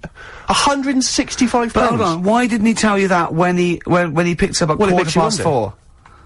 It makes you wonder. So obviously, I'm a little bit annoyed. Because you know I'm not a man who likes to sort of spend unnecessarily. But wait, this is not my fault, because you were there when we made that decision. I didn't impose this on you, we both decided that might be it's both our fault. I mean, it's no one's fault. It's both our fault. That's fair, that's all I wanted to hear. It's both our fault, therefore it's both our financial obligation. No! £165, just split that in half. Write a cheque, Rick. Write a cheque. It's fine. I trust you. You know. Phone in. I think everyone. This is. You're clearly obvious. irresponsible. No, of course I'm not. If you share a cab and then one person's lucky enough to not be late and one person is unlucky enough, and that's what it is, bad luck. I don't think you share the obligation. It's a moral dilemma, this, isn't it? But it's more than that, though, isn't it? Because let's be honest. What? Even if you had known that I was going to get there late, you'd have wanted me to hang around just so you weren't left around waiting for a train on the road. No, because I got there. Because you get bored sitting, don't you? So you'd have wanted me to at least got in that cab. I got there way too early. I actually got there I was there about 30 minutes early. early. You made it fine then, that was... Well, exactly, so I mean, I sacrificed me hanging around for half an hour so you could get it at 4:15. And the other thing is this, you were gonna get it at 4:15 anyway. Yeah, but I would, if I'd gone the other direction and not dropped you off in the centre, I would have been there in time. Would we? Would we? Well, is that true? Wow. Only God knows. Well, and the cabbie. What I mentioned it to. So... I'll tell you what to cheer you up. I'll tell you what's better than 80 quid. I'll tell you what's better than, shall I? Go on. Music. What, are you paying the whole 165? Listen, look, I've brought in a little track here, Bruce Springsteen off the Tunnel Love album, and I know you're a Springsteen fan. I'm a Springsteen fan. We should just qualify this, because a lot of people who listen to XFM obviously a bit edgy about Springsteen. They just think he's this old, kind of ludicrous 80s rocker, the bandana, you know, the flying the flag, which he never really was. No, that was Bon Jovi. Exactly, don't confuse Bon Jovi. But seriously, no, do you know what I mean? He did write some great music in the 70s, and he just got a little bit kind of pompous in the 80s, but he still turned out some amazing tunes, one of which I imagine is this one, Rick. This one's called Brilliant Disguise. Bit of Springsteen there, Brilliant Disguise on XFM 104.9. I think that's soothed you a little bit. That's not really taking the blood off. I just remembered something as well. 80 quid, Rick, 80 quid. You know what? We finished the talk at about sort of 3, and we had a couple of hours to kill before we got about half 2, wasn't it? We had a couple of hours before we got the taxi, and we were eating in this cafe, and Steve said, how long's your train journey? I said, 4.5 hours. He went, so what time I get? I said, I'm getting about 10. He went, 6:30, me. And he's quite smug, and I went, yeah, I said, it is quite a long time. I just started to sort of relax and over. He went, yeah, he said, I think I'm come off better here, because usually you've organised all this stuff. He said, but I think you've chosen wrong here. I think you're right. Yeah. You? Don't think those words were coming back to haunt me as I was handing over 165 notes. All I was thinking was, and Ricky's I was gonna be loving it. First class, drinking, John Smith's, and listening to Mercedes Walkman. Yeah, but I handed over my initial card. She said 165 quid then. I went, fine. I handed over the card. It was a Switch card. She said, we don't take Switch. Don't they? I was thinking, what am I going to do then? I don't know what I'm going to do. I don't know where I'm going to get the money from. What did you do in the end then? Well, luckily I had another card. Oh, right. And she managed to accept that one. But I don't know what I'd have done then. I don't genuinely You don't know didn't what tell I'd me have you done. had another card. Yeah, I got 2 cards. Have you? Oh, yeah. Yeah, sure. Yeah. Oh, that is depressing. I was so depressed because I just kept thinking about what I'd said to you. I've won this time, because normally I'm always like legging it for tubes, or I'm just, do you know, where I get stuck in the rain or and something. I've organised a driver or something. Travel. Because when you get me a job, I said, well, it's up to you. It's up to you. You know what I mean? Every man for themselves. But this time it was 4.5 hours, and I was just 40 minutes on the plane. There'd have been no problem. Yeah. Unbelievable. I'm so livid. Do you know, I got off because I was not very well either. I'm a bit ill at the moment. I got off the plane, and I thought, well, I could get a cab from the airport all the way back home, but, you know, I've already been stung for 165 quid. Got the tube. Took me forever. Really? I'm not gonna lie to you, it took me forever. Also, I got in probably later than you did. Around the 11 o'clock mark. You didn't really? No, I wasn't quite as bad as that. But I was so I'm really depressed, Rick, so I was to say 50 quid has took me right out. I mean, Steve does not like to waste money, and, I mean, by that, I mean... I don't like to spend money. No. He had to go out and get a shirt for a photo shoot, like quite an important photo shoot for, I think, the Times, right? He went out, he was buying a shirt, went out, planned it, went short. Came back, $14.99 from Henny's. Henny's, $14.99. He knew where he was aiming, he aimed straight for Henny's, he knew where he can get a bargain. This is a man... But it seems to me that at that kind of price, you can throw them away, Alf. You don't even need to wash them, really. You can throw them away using, like, Kleenex. Have you ever thrown one away? No. No. Just scrape off the stains and keep on wearing it. Remember that time when we went to the casino for my birthday, and I was like 100 quid down, and some people were 100 quid up and 100 quid down. He, after the 3 hours we were there, was down £20, genuinely depressed. I was almost crying. Yeah. Because I don't, well, it's because it's a mugs game gambling. It really is. Was that where because I went there, it was, when it was one time we went there, it was, our agent's birthday. Oh, that was another time we went there, right? And he was up, and he got a win, he was 30 quid up. And so I said, it's your round then. And the round was more than 30 quid. And he couldn't believe it, and he sat down and he went, I couldn't believe it. He said, and I bought him a present, so I was already down. Yeah. I turned out I was already down because I bought our agent a gift. I didn't see him buy around. And you know that thing where you're buying a round of drinks for people you don't even know? So it's like, what's the story there? Why am I suddenly bankrolling you drinks? It's like, I don't know you people. I'm not gonna get any kind of, I'm not gonna see you again to sort of reap the benefits at a later point. Because he came in with his most of you are married or engaged, so I'm not even gonna pull from it. It was a waste of time. It was like, just pure generosity. It was something like from Swingers, because he came into the cocktail bar holding 3 chips up worth £10 each and went, hello, like that. Yeah, I was £30 up. That's a lot of money, Rick. You know, Karl, you know that. 30 quid, you don't want to sniff at that. Oh, what songs should we play? We've got lots of songs in. So bit of Incubus. Just to make you more depressed. Do you like that? Oh, I thought it was a bit slow. I know, but I'm a fan of it. I like slow songs, but I really like, I've always been a fan of it, even from, you know, early days. Yeah. I thought his first song was really great and much maligned. People didn't like it, because they were expecting, like, you know... The Verve. Yeah. Yeah. Urban hymns and all that. Yeah, but, yeah. That's great. On XFM 104.9. Who are you? Ricky Gervais, who are you? Steve Merchant. Who's that little round-headed fella over there? Karl Pilkington. Karl, we've had a lot of Karl today. He's a bit tired, aren't you? Just a little bit. What happened? You came back from Edinburgh today as well, didn't you, on the plane? This morning. Yeah. Got an early flight. Yeah. It's just annoying me because there was like people on the plane fighting over where they wanted to sit. Surely they've got designated seats. Well, they have, but that wasn't good enough for them. They wanted to sit next to the friends and that, and it's like, well, you can't because you didn't check in together, so that's the way it is. Yeah, done. But the thing is, it's from Edinburgh, 40 minutes. Yeah. And I just don't understand this sort of... You can stand for that long, can't you? Well, why do you have to sit next to the person anyway, to be honest? I mean, fair enough, if you're going on a long flight, someone to talk to, but for 40 minutes, it really doesn't matter. I never want anyone to talk to. I don't want anyone sitting next to me to talk to me. Why? What are they there for? What? I don't mean people I go with. I mean if I'm travelling alone and I sit next to someone, I don't want to talk to me. Yeah, but... I don't really know... If I was travelling with you, I'd really not want you to talk to me. Not if you're gonna talk like this. Yeah, this... Karl, you sound like you're suicidal, mate. It was just a couple of people arguing. It's over, man. Yeah. The plane journey's finished. Why is it still stewing you up? He paid 160 quid and he's not whinging, he doesn't care. 165 quid, let's get it right. If we're gonna bring it up, if we're gonna mention it... And it's like Waterford's back to him. Like, he said to me, Rick, it's only money, and money is just something you have in case you don't die tomorrow. He's got a great attitude towards money, Steve. It's like, easy come, easy go. So just take a leaf out of Steve, the I'm not spending that much merchant, and you'll have a happier life. Sorry, I just need to defend myself for a minute. There are certain instances in life where, see, you know you're giving me an attitude like that I'm tight. It's not tight, it's that... No, shut up, let me defend myself. It's not that I'm tight with money, it's that I want to get value for money at all times. Yeah. Because, you know, you probably got a lot of cash given to you, maybe as pocket money when you was a kid. Every penny I've ever had is been money I've earned. Yeah. So frankly, I'm gonna spend it wisely. Like, for instance, you might say you're in a party, or so you're at a party, maybe out in a bar with someone's birthday, you get talking to a girl, right? Maybe you buy her some drinks, right? You're chatting to her, and then you're chatting away for 2 hours, and then at the end of the evening she says, oh, I gotta go meet my boyfriend now.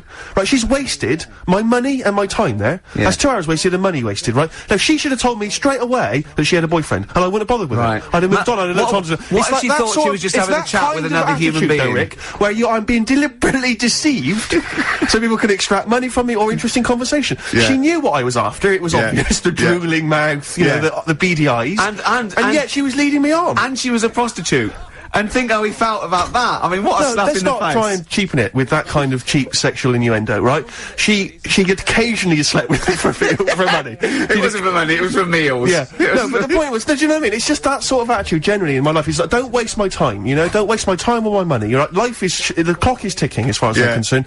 And, you know, and so just, if you've got a boyfriend and I come up and I'm chatting you up, just let me know and I'll move on. I won't bother you. Yes, please. I'm glad you mentioned that, because I feel they should definitely introduce some kind of badge system. You see, the problem is that women without boyfriends will be wearing those badges now, and you won't be able to, you know what I mean? You won't be able to say, have you really got a boyfriend? No, I just think there should be some kind of there should be an etiquette, there should be an understanding. Yeah. You know, because they know, they can see what I'm after, it's obvious. Is it obvious, is it? I make it very clear. You're not a subtle man. No, I just come over and pant. Do you still try and attract their attention by throwing small rocks at them? Yeah. As they walk down has that ever worked? Occasionally. Is it really? You know, the desperate ones, or homeless ones. Oh, the homeless ones. He once, right, he said to me, he came in to, work, and he said, I gave a homeless girl, £1, right?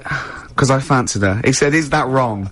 Is that really bad I don't think it is, you see. I don't think it is, because it seems to me if she was an attractive homeless girl, then she deserves some of my money.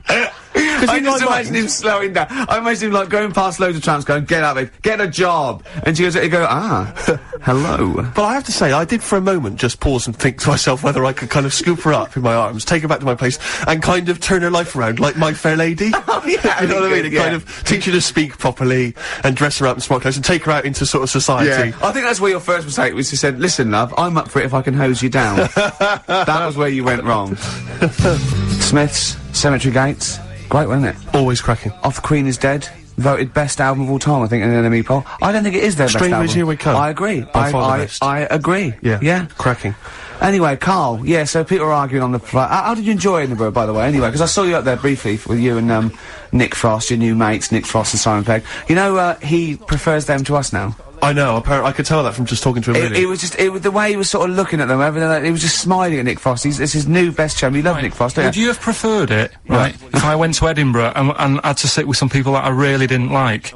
Would you have been happier for me? No, do you know, but so I had a great time with Simon and Nick, and they're nice people. But he kept going to, oi, Nick, tell Ricky that story. And Nick and Simon, well, all it was, right? And they're ghost stories. He loves them because they believe in ghosts. Oh. It's not just they're that. great blokes with great sense of humour, just because they believe in ghosts. You go and tell him that, he goes, how do you explain that? I was going, well, I wasn't there. What was that one you told me and it was completely wrong? About the... It was, oh yeah, right, it's years ago. Oh yeah. In olden days. Oh sure. When ghosts roamed the earth. Once upon a time, you mean? Yeah. Some doctor or something who was into, like, the way bodies work. They got their head cut off. Who did? The doctor? Yeah, he was doing a bit of an experiment. And he cut his own head off? Yeah. Okay. And it was about, he said, when my head's in the basket, I'm gonna blink my eyes. Right. Okay, sorry, hang on, let him finish.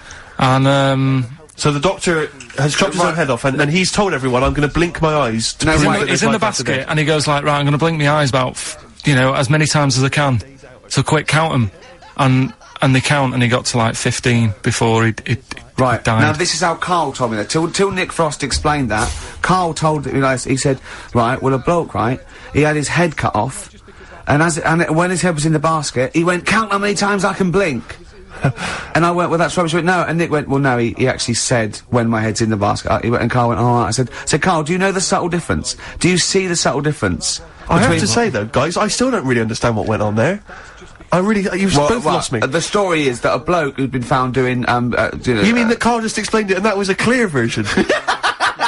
Because I still don't know what you're talking about, Karl. Well, this bloke had his head cut off for experiments against God. He was a doctor in the, in olden times. Yeah. And when they cut his head off.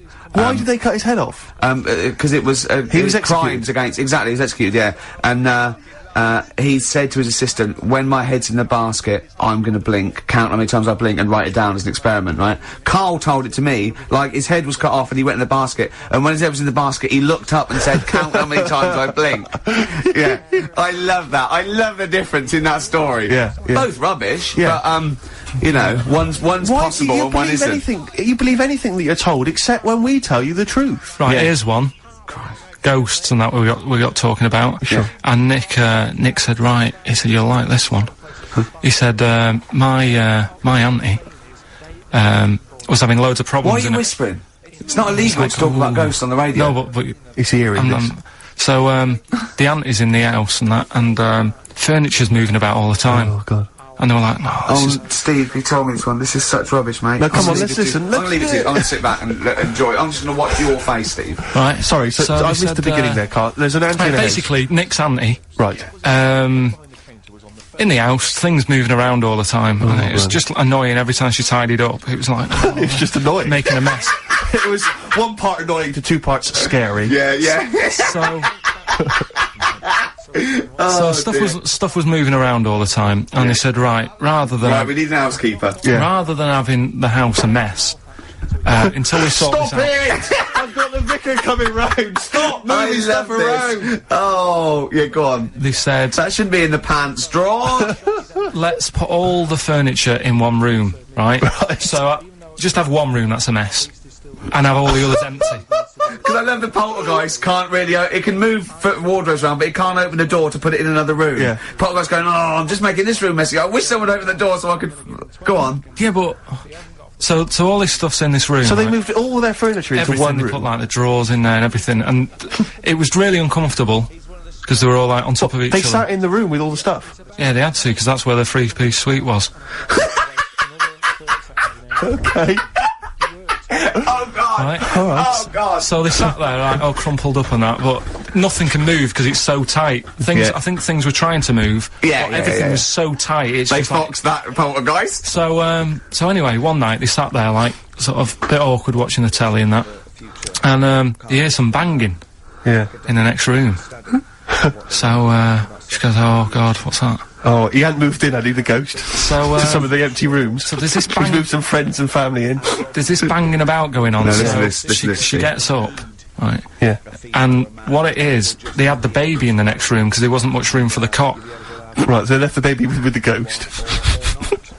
So they go into the room where the baby is, and the banging Yeah. is like, do you know those plastic balls you get that you can chuck round the room and like they go mental? Right. The ones that you chuck once and they keep bouncing for ages. yeah. That was bouncing around the room. Wow, what, the hitting baby all- had thrown it? hitting all the walls, and the baby was there, stood in the cot, sort of laughing. Right. And looking at the ball, and wherever it looked, the ball went. Yeah. And then she said, stop doing that. Yeah. And the ball just stopped. Did it? And it rolled a bit and stopped. Right. So the baby had thrown the ball and it was watching it as it bounced around the room. It wasn't throwing it, it was in control of it. No, the point is, Steve, the baby has been doing it. Would have been the baby all along. The baby had been messing with the furniture. It was So the it's baby a that had the super power. Yeah, it's the baby that had the power. Special baby. It's a baby that had the power. It's What a power? baby that had the power. What- the power what's the power? of telekinesis. Right. They were then trying to convince me that telekinesis was not like all the other stuff that I didn't believe in, but that was a science. Right. Telekinesis was possible. Yes. Yeah, it's not like ghosts and demons and all that sort of. Telekinesis is different. Yeah, That's yeah. a science. But Nick's auntie saw it, and I love the fact that you're telling me that someone else's auntie saw it. So I should be satisfied with that. Yeah. I should be satisfied with that. I mean, So does she still live in one room with all her possessions? no, I think the baby grew out of it, apparently. it grew The up. baby grew out of it. So it doesn't use its telekinesis powers No. anymore? Well, no, it's No. like in Carrie, innit? She was upset for a bit, and then she got over it. Okay, I'm just gonna say one thing, Karl. That was a film. Do you want to play a record or? Get free. Alright, on XFM 104.9. Can I just tell you a story that Karl told me a couple of weeks ago? Is this another ghost story? Another Yeah, spooky it is, story? yeah. I called him out. What are you doing? He said, I said, I've just been reading ghost stories again. He went, he said, right, he said, you don't believe in them, but how do you explain this? Right, I went, go on. He said, well, I'll tell you as he told me it. He went, bloke, right, just sitting at home, doing, you know, watching telly with his cat. And, the phone rings, and it's a bloke going, is that fire, in your oven okay now? 'Cause your wife called. And Karl went, well, 1, there was no fire in the oven. 2, he wasn't married. I went, right. Go on, he went, well. Then, right, there was a knock at the door, and there was 2 sort of people in sort of white coats, and they came and said, we've come about that fire. Your wife called us. He went, 1, there isn't a fire in my oven, and 2, I'm not even married, right? And he said, they saw the cat, and they looked at the cat, it looked a bit weird, the cat came out, nothing. He said, and then he went back, and sat down, phone rings, and they said, did they sort out the fire in the oven that your wife told us about? He went, 1, there is no fire in my oven, 2, I haven't got a wife. And Karl went, what do you think of that? I went, that's not it. He went, yeah, I went, That's the end of the story. What? He went, well, how'd you explain that? I went, explain what? I thought it was going to say, a year later we got married, but she died in an oven fire. Right? I thought it was going to be that. And I went, that's people winding him up. Yeah, or, someone did report a fire in oven, and their name was Johnson, and they looked up Johnson, they got the wrong thing, it was the gas board, and they sent it round to the wrong person, right? You know, he went, yeah. I said, I explained it to him, he went, yeah. Why did they look at the cat funny? Oh, man alive, Karl. This is really weird, right? I was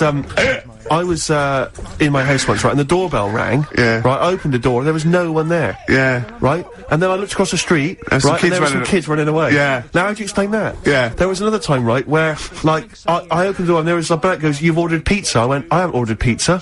And I heard my mate upstairs giggling and putting the phone down. Yeah. How do you explain that? Karl, seriously, why did you tell me that story? What did you think it was weird about that?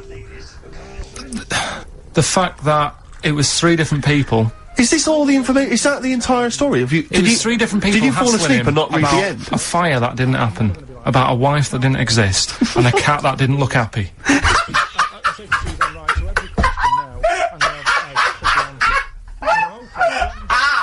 Oh, I'm gonna have a heart attack, Karl.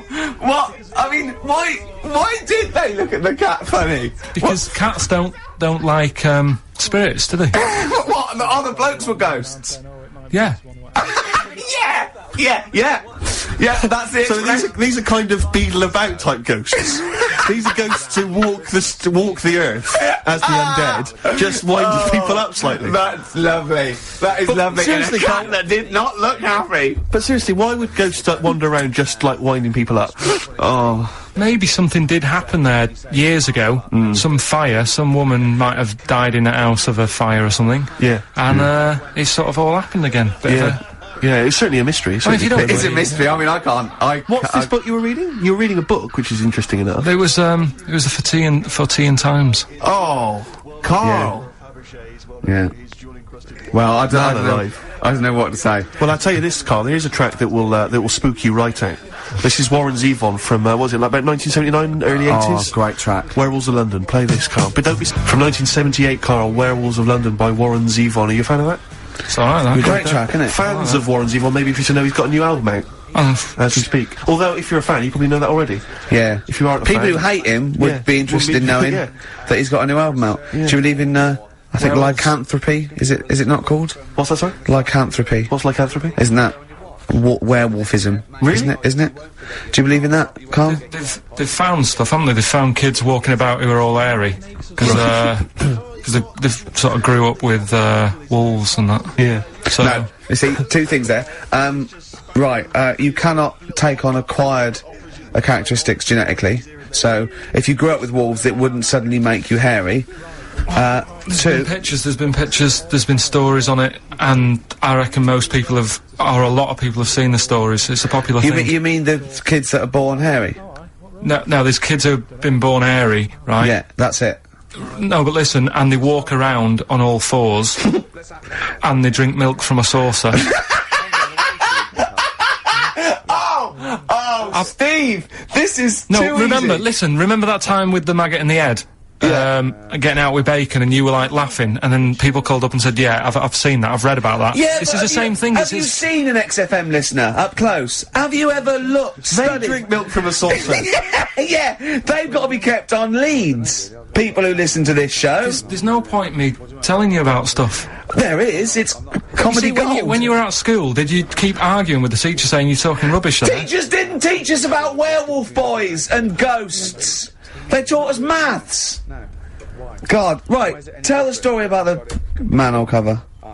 Right, in the same magazine as the one with the cat and the fire and that. Don't tell me that story again, it gives me the shivers. Yeah, a cat that's got a weird expression on its face is against God. Anyway, this isn't a scary story, this was just, like physics. Physics. Yeah. It was going on about the, nuclear bomb and how powerful it is.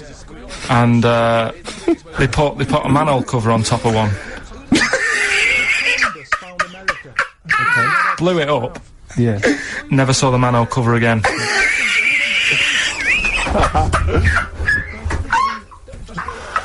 Man alive, Karl.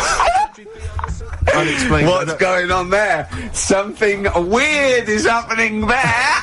Oh. If anyone has ever seen that manhole cover, please get in touch. We'd love to know where it is. Oh, that's fantastic. What sort of experiment is that? I imagine all these scientists on multi-billion-pound research budgets, they're going, we test everything.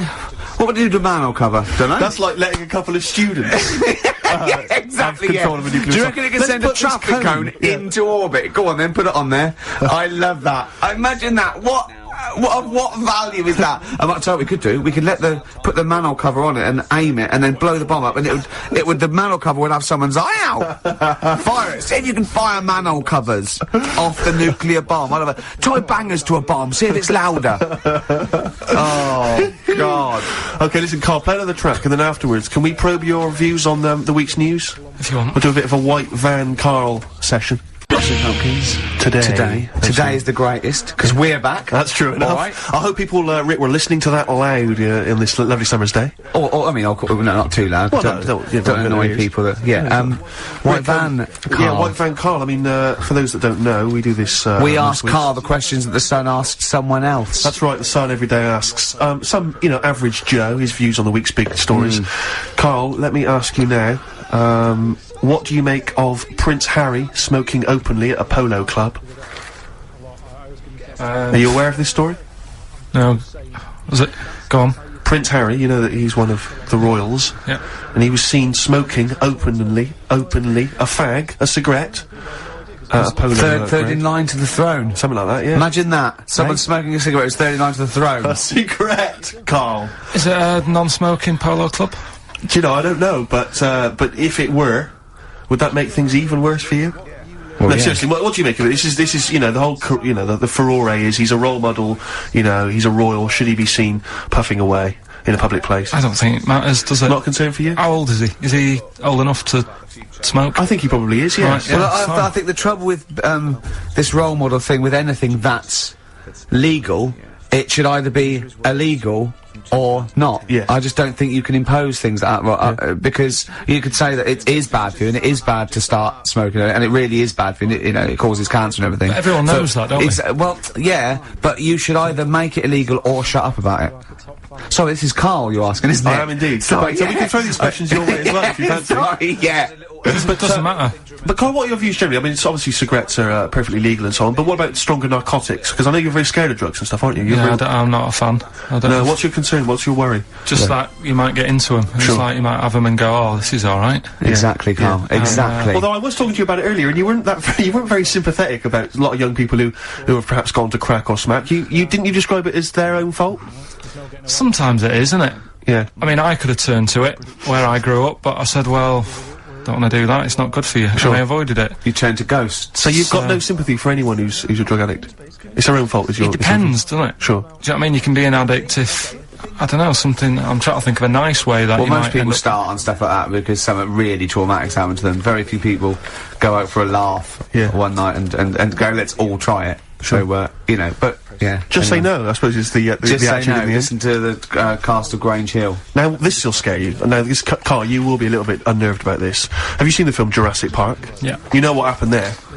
Well, according to the Sun here, it says scientists are planning to clone mammoths for a theme park. Look at his face, look at that, he looks like a dog caught in the headlights of a car, he's terrified. I love Karl. He's sprung to attention Karl. there. Is that the best news you could have? Man moths.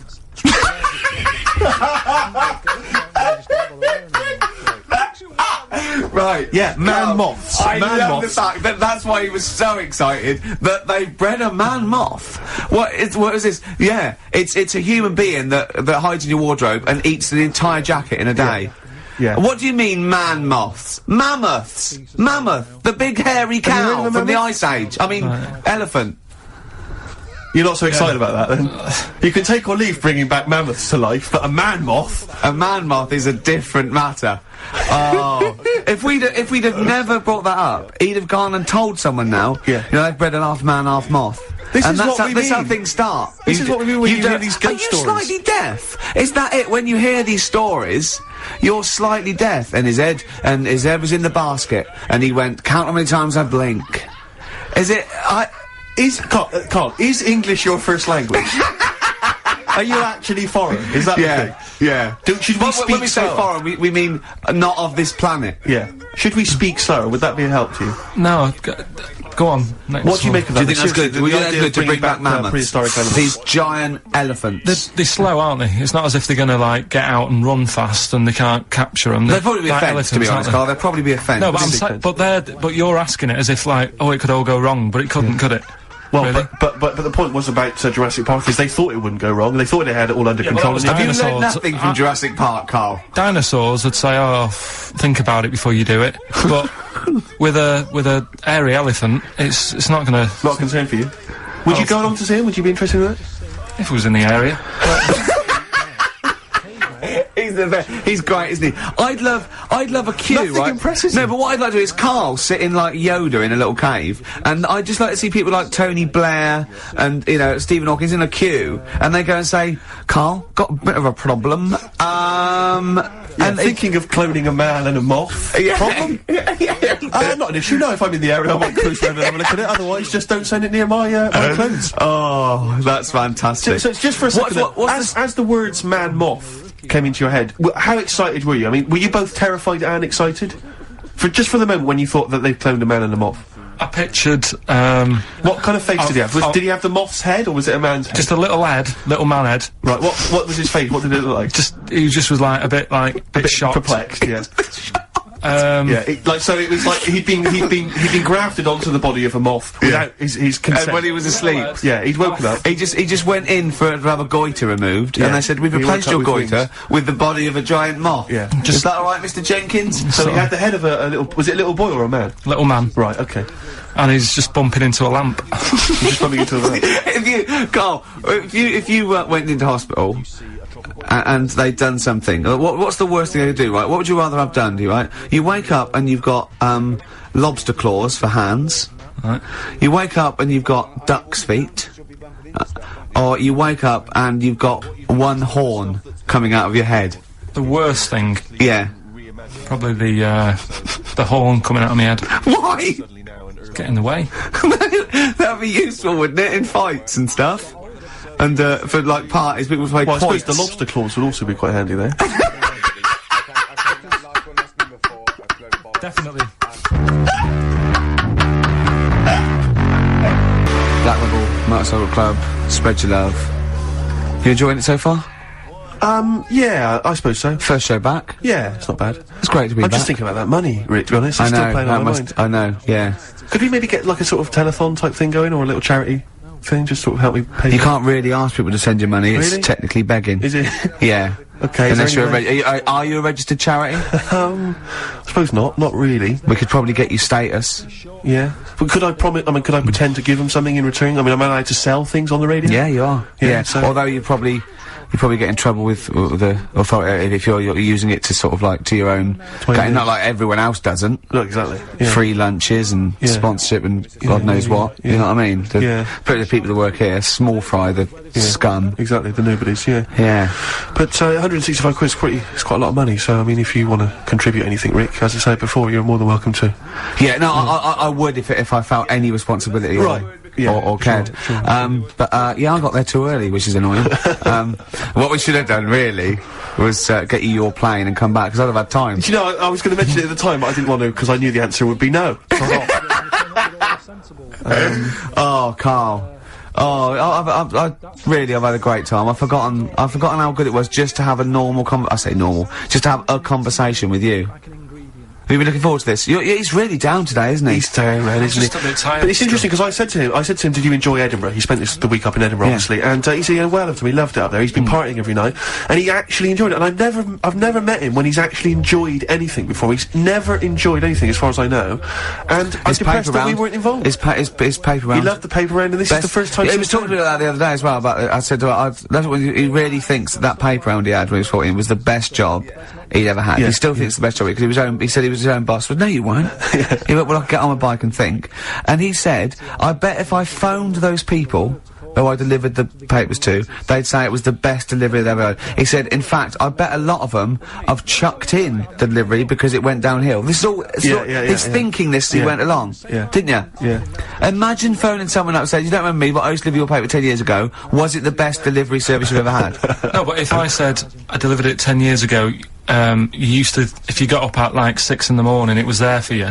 Yeah. There's no other paper boy who could guarantee that they'd have that paper when they got Karl, out if of you bed. could earn enough money, would you do a paper round again? If that was your job, but you were being paid enough to make a living from it, is that something you think about? Do you think you'd enjoy it as much nowadays?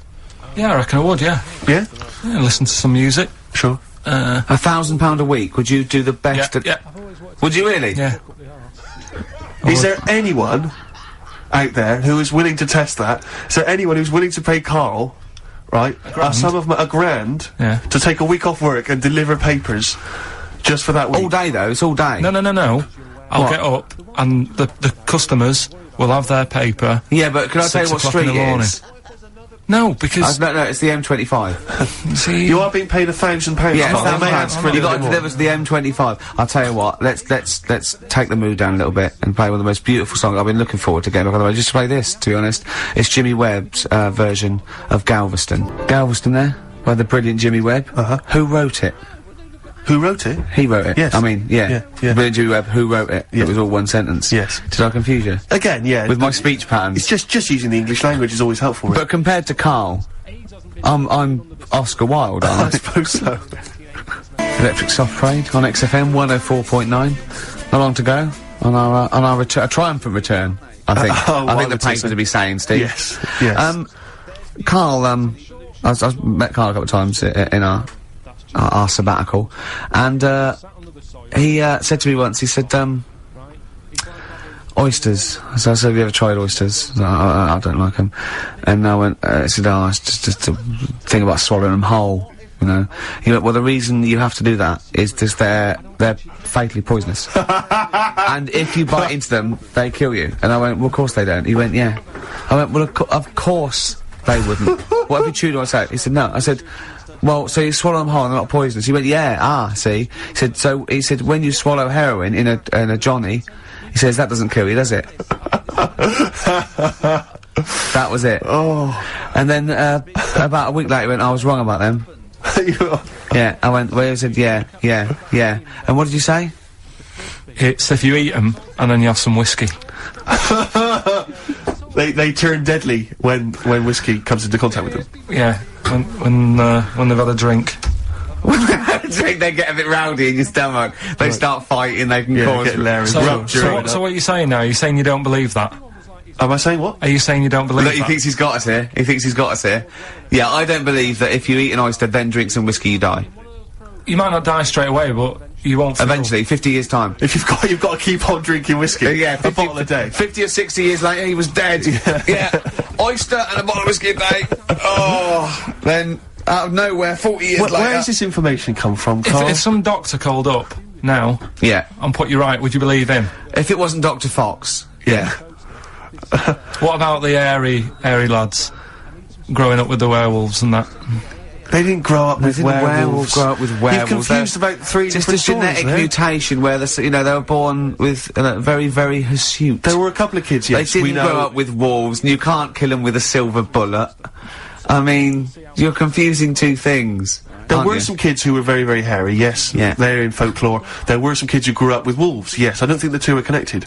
Yeah. There's no such thing as werewolves, Carl. You Believe me, I saw a documentary on it on the History Channel. You'd have loved it. You grew up with a history of magpie. werewolves. You know, you don't flap around, do you, and steal people's jewellery? What was the thing you told me about snails? Have you ever had any post that looks like it's been opened?